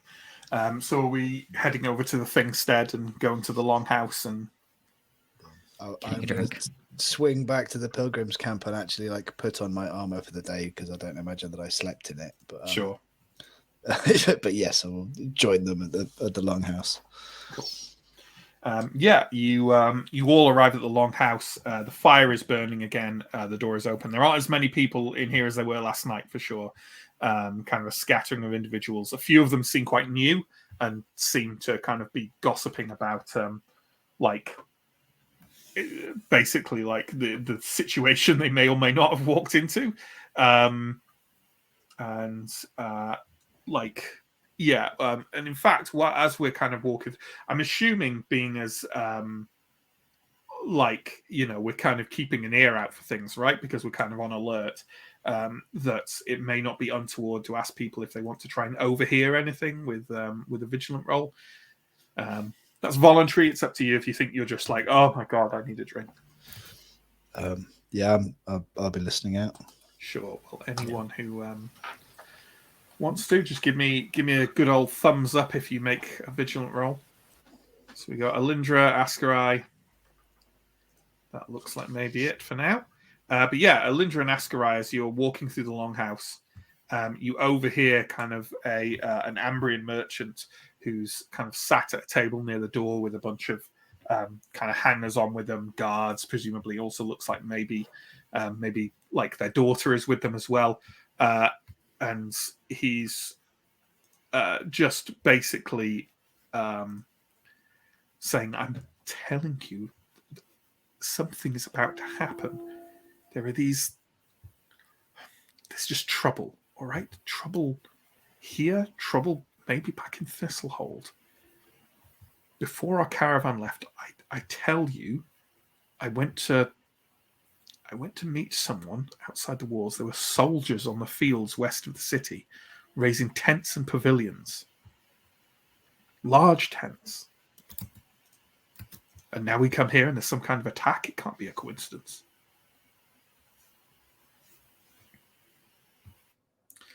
You don't need to interact with him if you don't want to. Just you overhear that. I don't know. Like if we do interact, it's just going to be obvious that we were totally eavesdropping on. Oh yeah, absolutely will be. Yeah. But I don't have anything that I need to know enough that he's likely to know that it's worth. Yeah, I guess if he weird, if he knew more, he'd be saying it, wouldn't he, to his companions or whatever. So, Alindra, you didn't mention you ran down a assailant yesterday. Yeah. I think the woman that attempted to poison Tharaban, I guess. I saw her escaping. She poisoned me, she poisoned herself, she poisoned Tharaban. It was a whole thing. Oh, well, that was probably the one who was paying the prices as well. Probably could have made some money if we searched the body. I didn't get a lot of time. Fair. I was trying to hand her over alive, but it wasn't to be. I think the fact you brought her in a tool, the Wrathguard, I don't think they'd have been quite so polite if you didn't manage to round up what seems like the leader of that attack. Definitely did well for us. So this is basically my first day properly mobile after all of that problems in the tower, going down the cliff, coming back up the cliff, going down the cliff again rather more fast. There's a rumor about Thistlehold, about Carvosti, that I've always wanted to check, and that there is a thing that lives in the Greenwood, and if you're good, it'll come out and say hello. Sure. Right. So And that's what we- we're going to do with our day, is it? Still? Are we allowed think to go it's- to the Greenwood? We're allowed to go near the Greenwood. Apparently, it comes right out, and it usually doesn't acknowledge anyone that goes back in. I've had 6 different descriptions of what it is. I just want to go and see if we're lucky to spot it. Apparently, it's some benign creature or spirit. I'm not making this up. This is from the Carvosti description in the core book. This is from the tourist guide. yeah.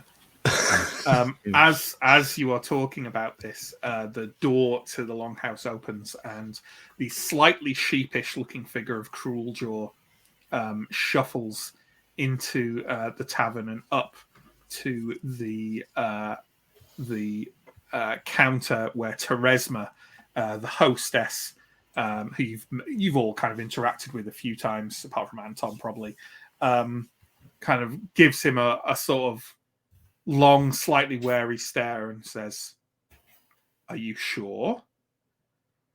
Cruel Jaw nods and says, I won't hit anyone." And she kind of nods and says, "Well, I suppose your coin's as good as anyone else's," and slides a drink across the bar to him. Should we need a reminder, this is what... oh, no.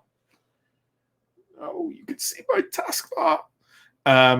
This is what Cruel Jaw looks like. He's now kind of sheepishly sipping from his drink at the bar. Steo, as much as that sounds like a good day, I feel like perhaps we need to focus slightly more on the events of last night. Oh, I just wish that we didn't have to do politics. I'm supposed to be on holiday. Well, it's not all politics. Yeah. Plus, at some points, you and me, Aaron, have work to attend to. You do? Potentially, you might need to speak to someone about some iron rings. Well, this is a revelation to the group. No, I think it's been mentioned, hasn't it? Yeah. No, you and Aaron Dar were keeping that secret. Were we? I'm happy Oh, for you shit. to retcon with that revelation. Yeah. Yeah. I think we might retcon because that is Or an maybe you just inelegant. whispered that to Aaron. Maybe you just whispered It to is Aaron. an inelegant reveal. So Yeah, we'll sit on that until I can do it with a bit more drama. Sure. So we've got, as I see it, a number of interesting things happening up here. There's Steo's mystical woodland friend. There's the attack last night. I don't know to what extent it has anything to do with us, except that I don't like that they seem to be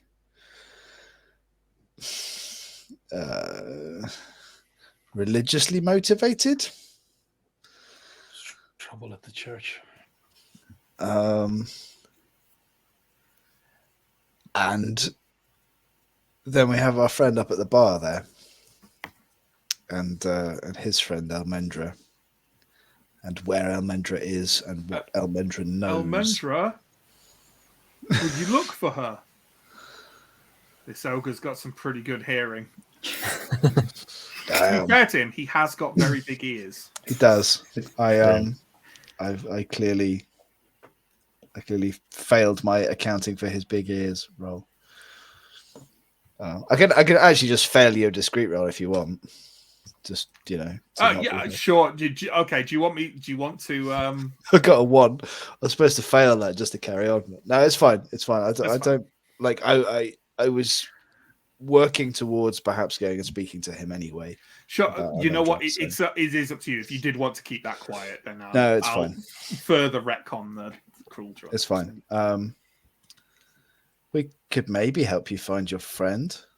Do you know where she is or where she was seen last? I know when I saw her last, but that was days ago. And then she ran out.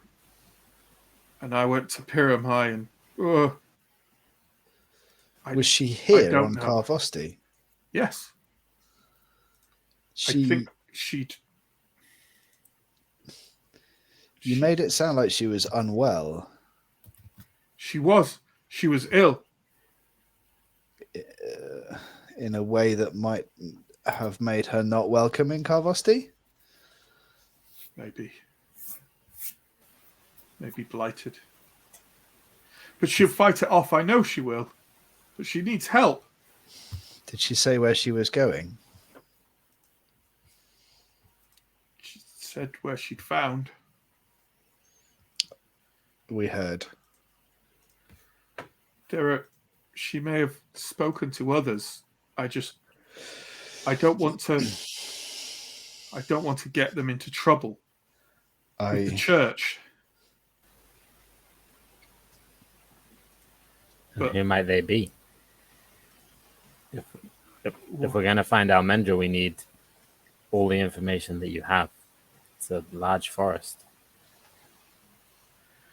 Well, all right. I don't know if I can come with you if you find out where she is. I'm old. I'm tired, and I don't want to. I'm scared of the church, but someone might be able to help. Amagor. He's a sellsword and a barbarian, but he camps with the pilgrims. He talked to Almendra a lot. A lot. At night. In a tent. This seems to be the ogre implying something that he's not entirely comfortable with. Like secret conversations. Oh, they must have been good friends. Good friends. Do you think he might know where she would go in a situation like this? If anyone does, he would. Like I say, he was a barbarian, but he stays with the pilgrims. I think he likes talking with southern women. Mm-hmm. And he hires himself out to treasure hunters. He's a good blade. We should go and seek him out. I think he might be the only person other than me that she really talks to here.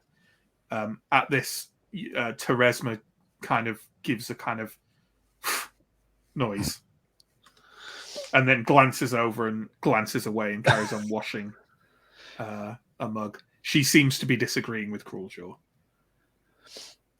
I think there are now going to be lots of people trying to find Almendra, and I don't think that all of those people are going to have her best interests at heart. They're interested in what she knows. But you want to help her, don't you? Don't you? Yeah. I think we want to help you, Crueljaw. Well, if you help Almendra, you'll help me. She's my friend. Crueljaw, why did you go to Pyramai? Because she said to give him the hammer. Did she give you the hammer? Yes. And Sorry, which hammer? hey, Roll credits. We got it. We got it. Yep. Time. It's a new That's a wrap. record. It's got to be a meme version of that clip where the title card rolls across after you say it. To be clear, there doesn't have to be. I would hate that. To be clear to anyone watching who hasn't seen enough me, if I say that something's good, I mean it's bad. Yeah, let's not augment that with the sort of thug life, because not only did we not choose the thug life, I'm fairly sure has not chosen us. Really, which hammer? What's What was it? I don't know. She said she found it somewhere. And she thought that if Pyramai had it, that Pyramai would be able to help her? I don't know. Okay. So she brought the hammer onto the plateau when she was blight marked. I think we have a number of situations which would normally cause a person to be denied entry. Yeah, I'm trying to work out how she was here, how she got through the Wrathguard. If Does she was unwell. does she have a friend in the Wrathguard or the witch who looks after the admission? Cruel Jar is starting to look a little uncomfortable with these questions. Doesn't mean you can't press him if you want. Look, we can go and ask her She did. consort. I don't think she had to come back onto the plateau. She was already here. Tunnels. She's kind of glancing around him like he doesn't want to really talk about this part of it. Why, whenever I go for a nice, relaxing pint with you people, do I always end up in some kind of political miasma? Because we only go for a pint when something's wrong. I think we need counselling. Maybe you just need to stop drinking, Theo. All the world's problems would go away. I'll drain my drink and kind of pointedly set it down as though in a visual way of saying, right, let's go. Cool, Joe. Do you think she found this hammer in the same place she found the information that she has? Don't know. Maybe. And do you know how to get to this place? No. But maybe she told Amagor? I think... My friends beneath the stars, we are not going to Symbar. Tell me that you can leave this alone, Theo, because I can't.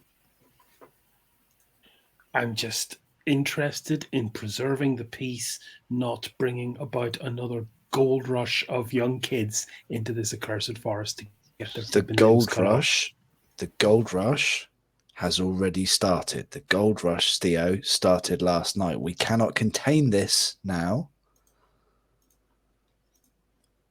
Can we just not get killed by it? Look, let's go and talk to your man. But we can pack up our tents and we can just ride south right now. We can just go back to Thistlehold and pretend that we didn't see any of all this, but I don't know if I can. Want to see the enchanted forest, friend.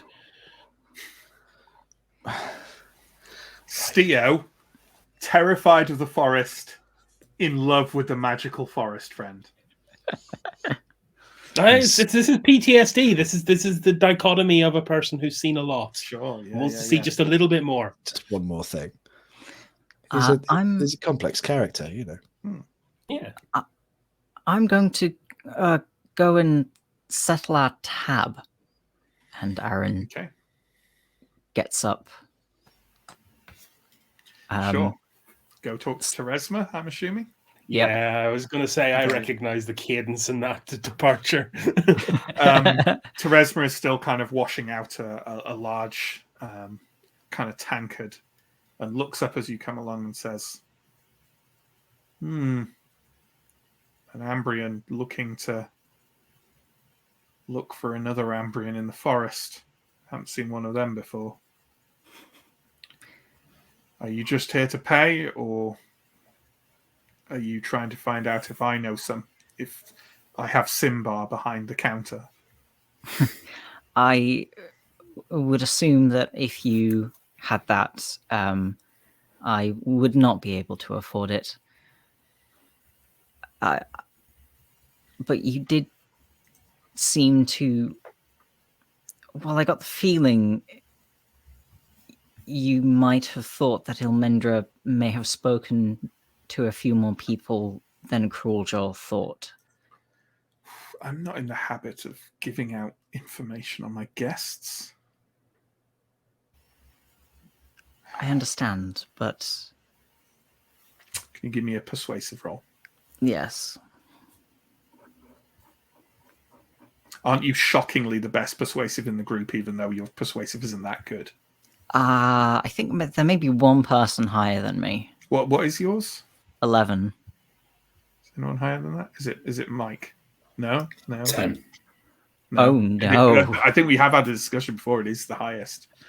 Aaron's idea of like a reasonable bribe is like 200 thaler, though. So.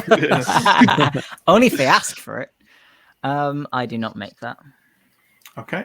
I mean, unless you're changing the situation or re-rolling with XP or something, then it's you don't have to. I'm just saying that you're not going to be able to kind of work out the key to her heart or anything. So what if I put the money owed on the counter along with very obviously like an extra thaler? I'm trying to calculate if a thaler is kind of significant to an innkeeper of a successful tavern. I think we figured out that a thaler is like about a tenner or something. Is that what we? The bar tab would be in sort of shillings and ortegs and stuff, though. Like, So a thaler would be very obvious. I think a thaler is a reasonable chunk of money. Like, I've got 14 of them to my name. Yeah, but you are quite poor. I am quite poor. You don't own a tavern. That's true. I'm just trying to think. Let me just take a look at like a comparable, sort of. You can buy a cow for a thaler. So you know what? Yeah. Yeah, I'm going to bribe her with a cow. Yeah, absolutely. Okay. Then why don't you give me a persuasive roll? Another one at a -3. Sorry, a +3. Okay. Pass. Fine. She takes the thaler and kind of scoops it under the counter. I suppose if you're going to help her.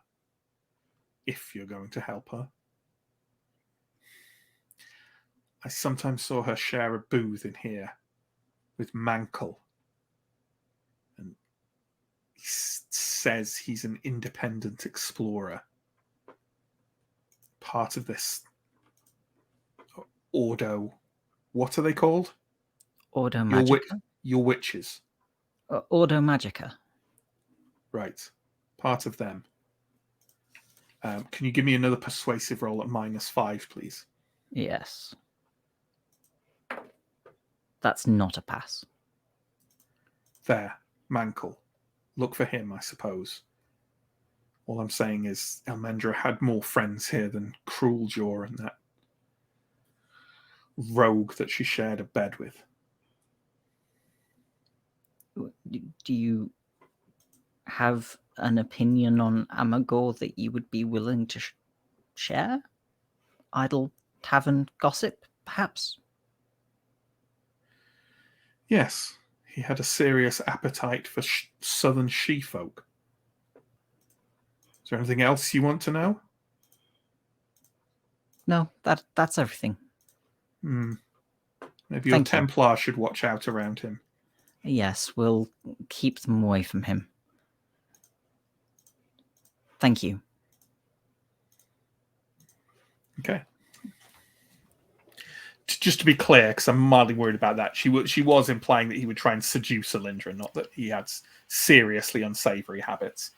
I mean, Alindra's not had any for months. So. Might welcome a bit of I'll at least attention. forewarn her. Yeah. Sure. Yeah. Probably keep Revelio away from him. Yeah, She sure. might be a bit vulnerable. Yeah. So there we go. As I will ask. Oh my god, I get Gandrold and Gadraban mixed up in my head. Gadraban? Who's Gadraban?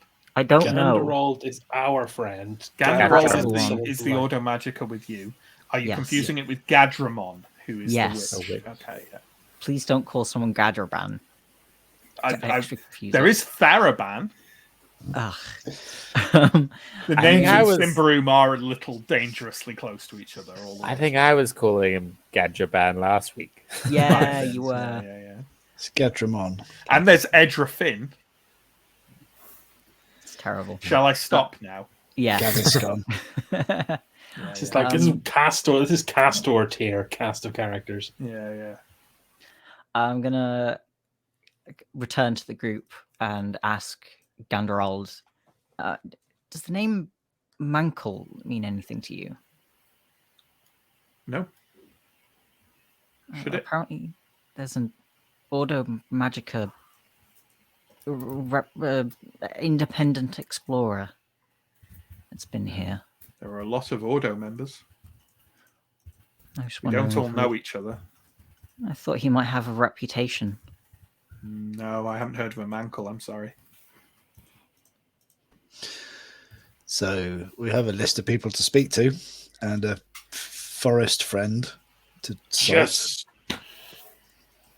let's go a little bit of normal tourist behavior before we start or stop a massive diplomatic incident. I spend more of my time than I'm comfortable admitting trying to find ways to make you smile, Theo. Speaking of normal tourist behaviour, I've travelled an awful long way, and seeing the Sun Temple is quite high on my list of things to do. Well, you'll and I never didn't guess what mysterious forest we have to pass by to get to the temple. Well, the other way Or coming around, again. actually, but yeah. Yeah, You have to pass temple's by on the the way Sun to Temple Paris. to get to, yeah. By the way, you have heard people refer to that patch of forest up there as the Grove. So, yeah. It sounds like we're going to the Pilgrim Camp first. That's the first thing on the route to the Pilgrim Camp and to the Sun Temple and then to the Grove. So is it there we're looking first? Yeah. Yep. Okay. The guy we overheard when we first went in, where did he say he'd seen like the gathering of Outside the west gate of Thistlehold. Okay, as we're walking, I'm gonna ask Anton if he came to Carvosti by Thistlehold. He did, but not the west gate. Okay, Will have so been the east gate and then the north. I will ask him if he saw any kind of gathering of soldiers or anything. There's your answer. A big old shake of the head. Okay. Ooh, steady on. So no. Okay, you all traverse the plateau over to the Pilgrim Camp. You know what? It's the it feels almost like spring might be arriving. It's definitely a bit warmer today.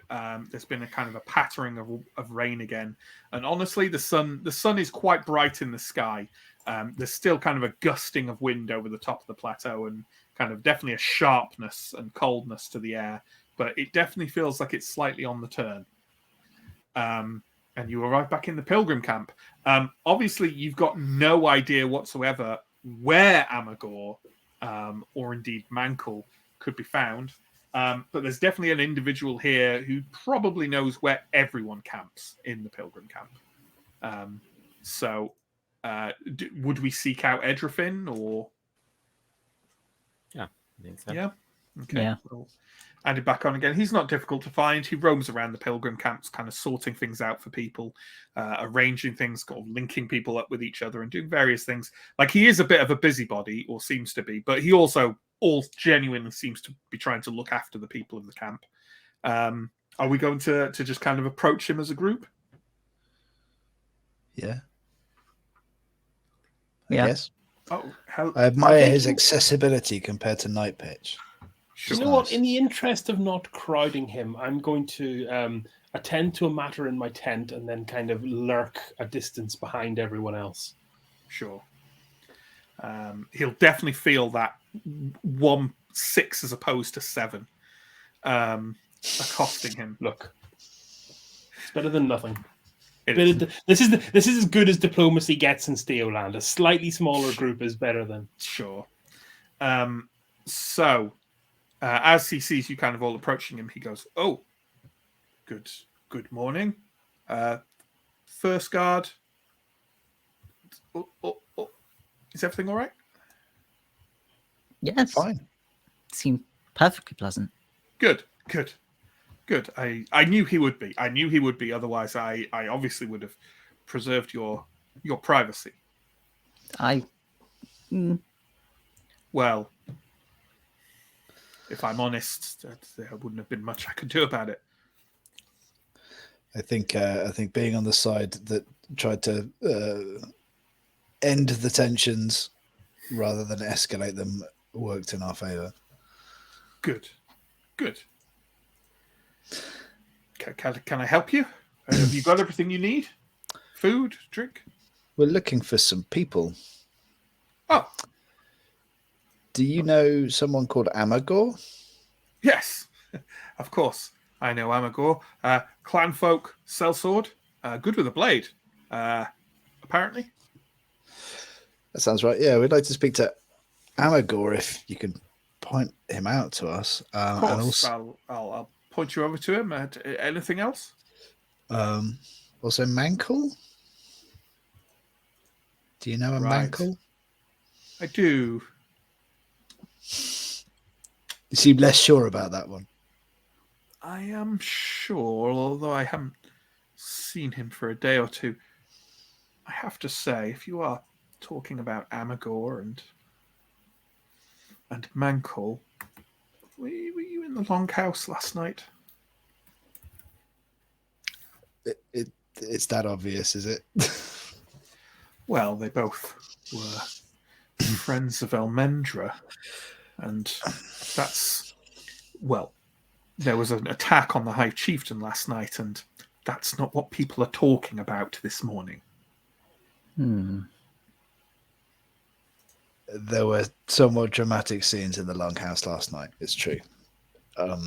It's a small mesa. I'm assuming that word is going to get round fairly quickly about all of the things that happened last night. It does. Now, if I can point you, hopefully, in the direction of these two individuals, I might be able to help more. But it's the pilgrims. I would ask of something. Okay. Either a favour owed to myself for future help and endeavours. Nothing untoward. Or a simple donation. We can purchase supplies.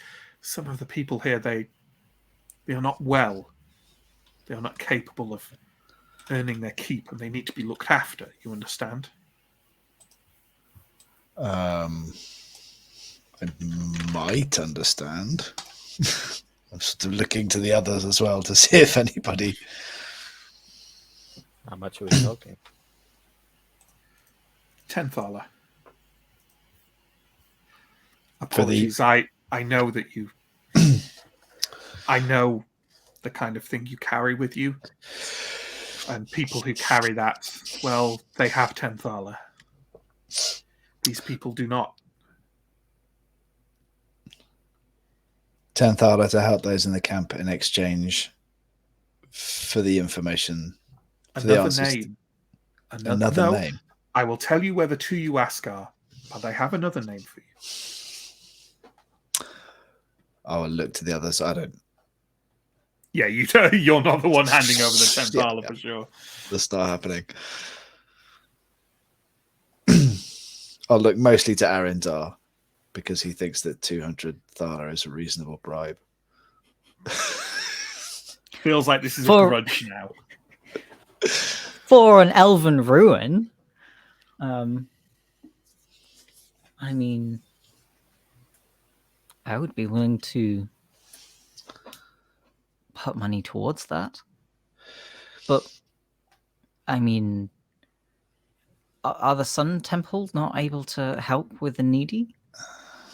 They do what they can, but, well, they're more in the area of supply to the ruins out to the east.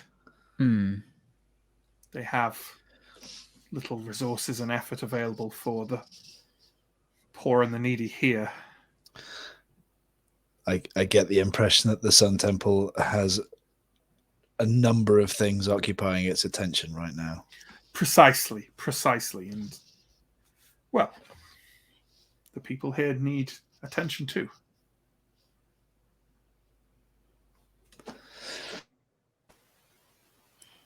I think we can. Aaron will reach into his money pouch and pull out 2 thaler. And see what the rest of the group think of that. Lindra will pull out 2 thaler. Steo is shaking his head. I'm a way back from this. You're going to have to call me over if you want me to unchuck my money bags. I'm just absolutely mortified that you will give 200 thaler to a bunch of thugs, but not 10 thaler to a flipping charity worker. I don't entirely have 10. I mean, I do have 10 thaler. That's where we'll pull out 3 thaler, I suppose. We're trying to get to 10. So 2, 2, and 3. So yeah, if Anton pulls out 3, then we're done, right? You're on mute, Mike. Hey, I'm back, baby. Anton will pull out 2 thaler. Oh, we're missing a thaler. Aaron will pull out a third. Okay. All right, we'll deduct those. Edrifin kind of takes them and kind of like leaps to them and sort of he doesn't like he doesn't do it suspiciously. He just kind of like takes and tucks away inside his things and kind of pats it to make sure it's there and says, "I thank you. I can promise you this is needed and people will, well, thank you." The name, he kind of glances around himself. No one is even remotely listening. Brother Bartho.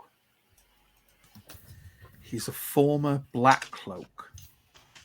And I happen to know that he went on at least one expedition together with Ilmendra a little over a moon ago.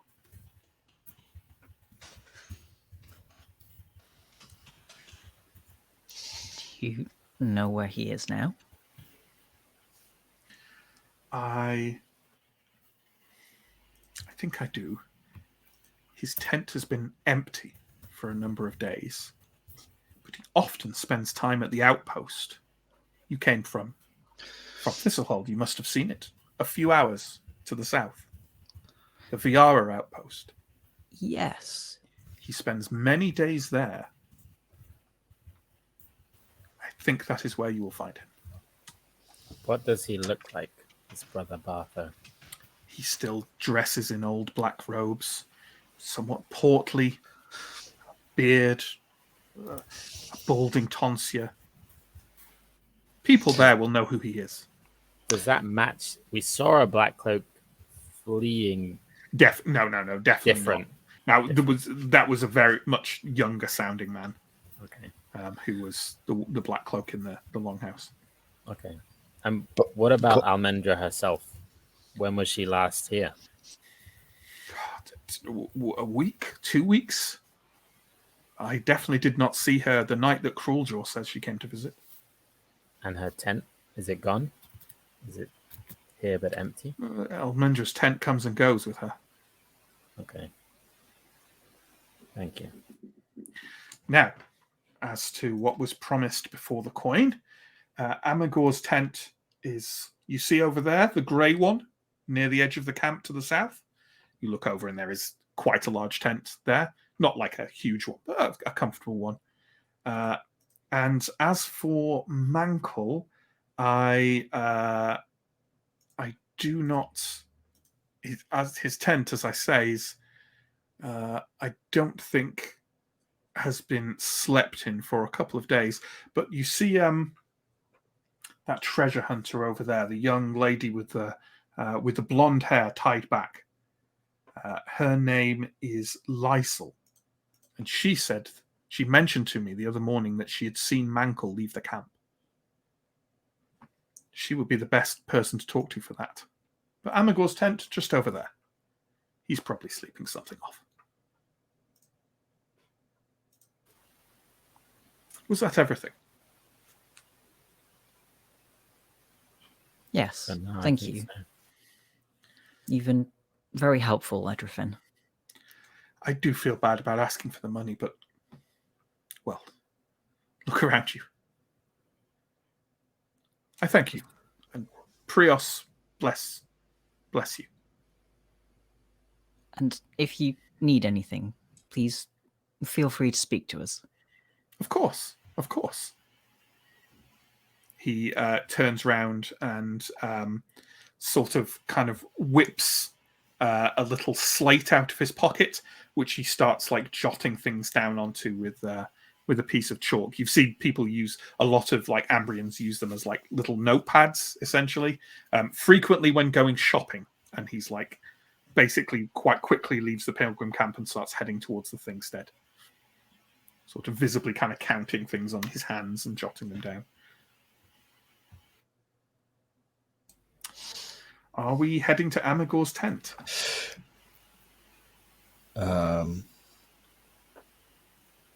Do we want to go to Amagor, or do we want to go and speak to Lysol, given that she's right there? I mean, they are roughly the same distance apart from each other. Okay. I was just thinking if Amagor is likely like sleeping off a hangover and Lysol's up and about and in view. Might sure. I would like to flag the time and that if we want to have a satisfying. Let's go to Amagor's tent. If it's all the same, then yeah. Okay. Stio, are you rejoining the group for this? Yep, I will sidle up. Okay. You all make your way to the tent on the edge of the kind of the pilgrim camp. It's quite near the pathway leading in from the north. It's quite a large dome-shaped hide tent, sort of dyed a dark grey. It's not quite high enough to stand in, about 4 paces maybe in diameter. There's no kind of noise coming from it.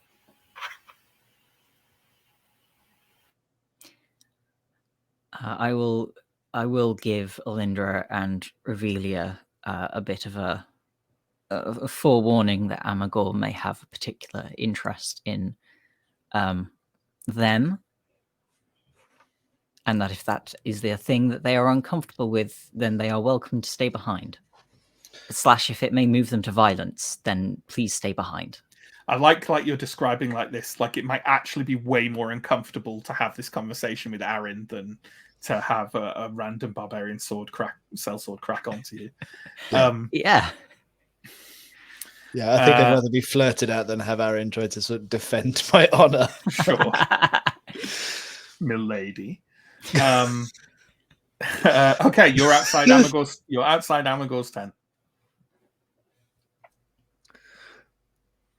Maybe I'm not going to be the first one to put my head inside that tent, though. Just cool out. Amagor?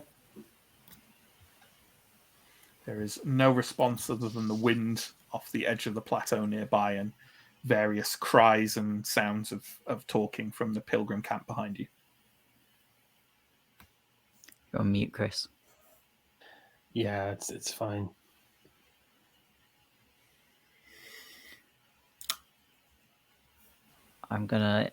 Is the tent untied? Is it open? Yeah, it's kind of loosely tied on the front with like thread that runs in and out, but not terribly. Like just a little thing would open it up to a certain degree.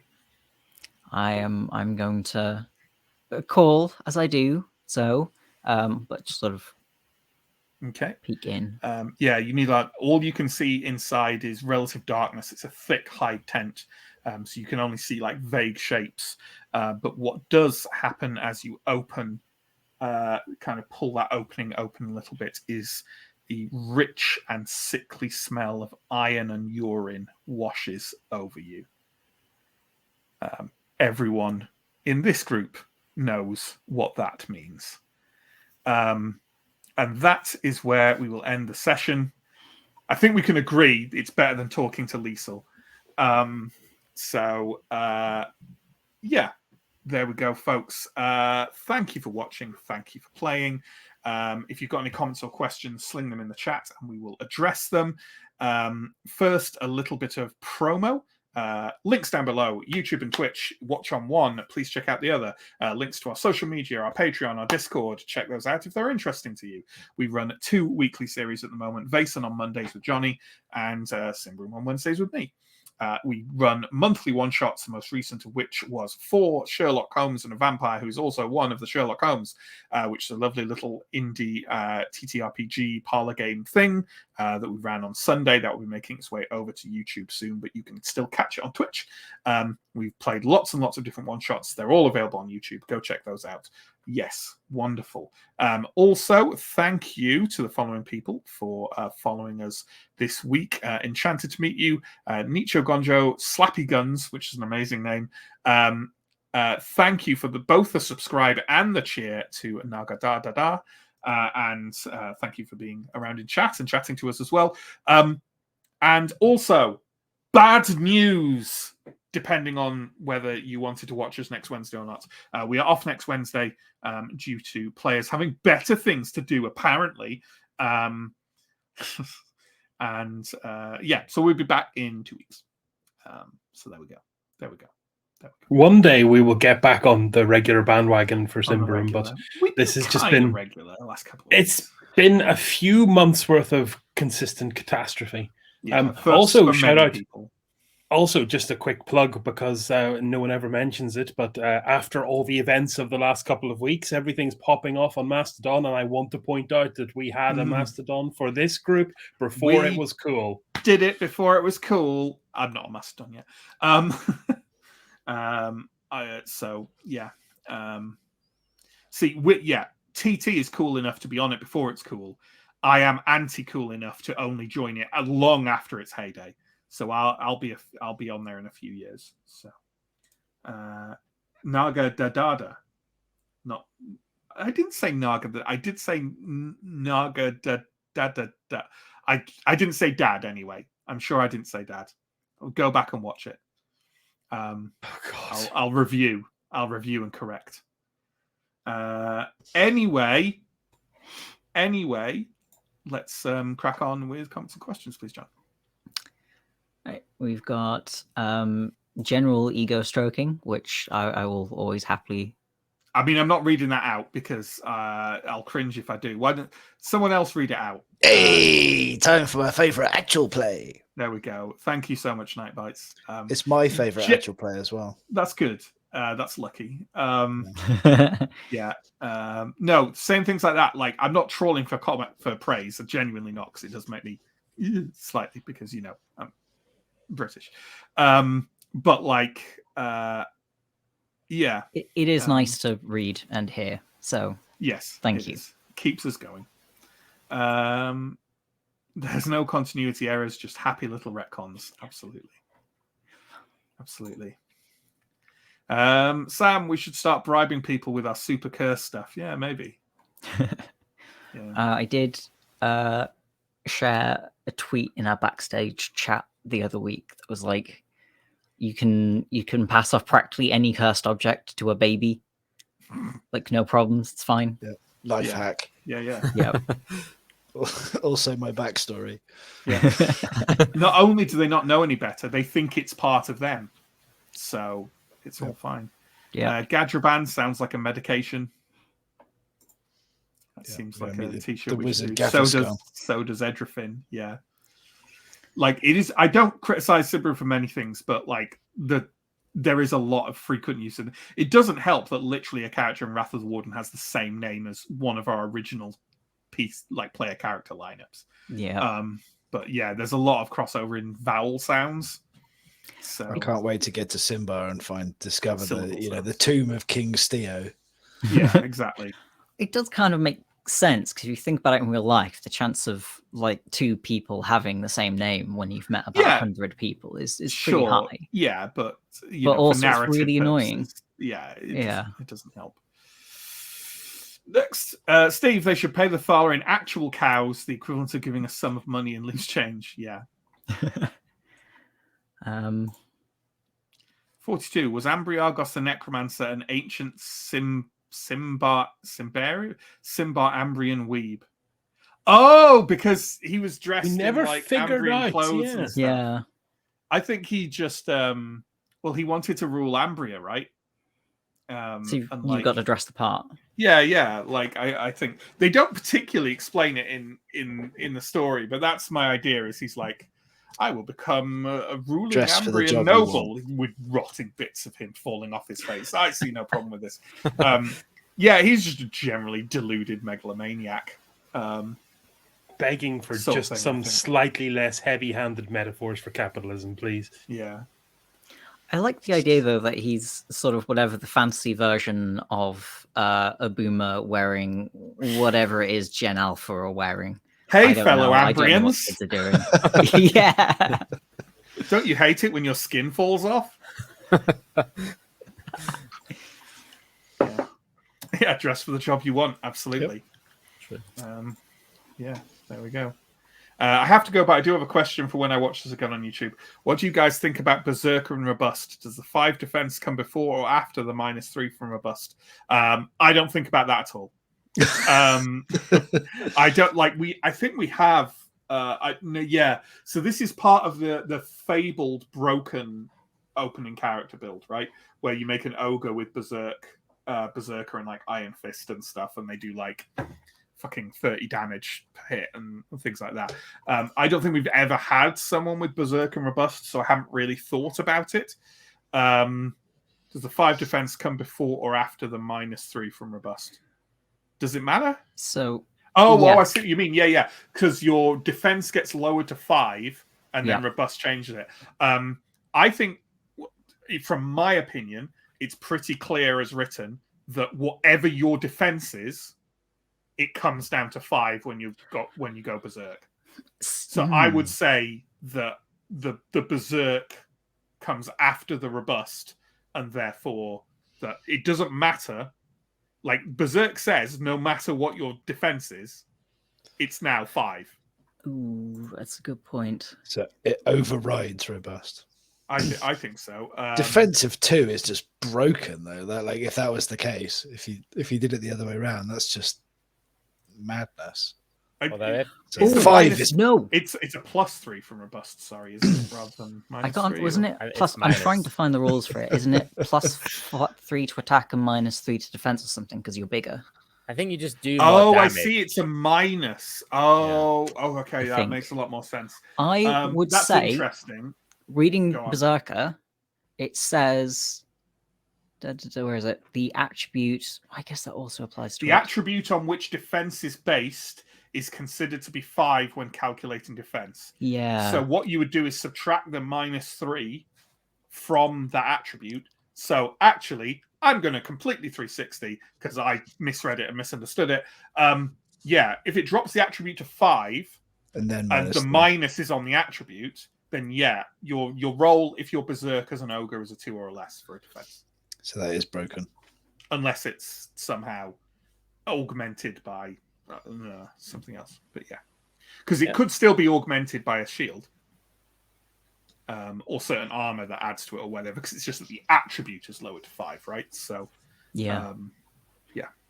I would also say that. seems like 'cause otherwise, there would this- be like no disadvantage to taking Robust, right? Yeah. Sorry, if Sam, what this- were you saying?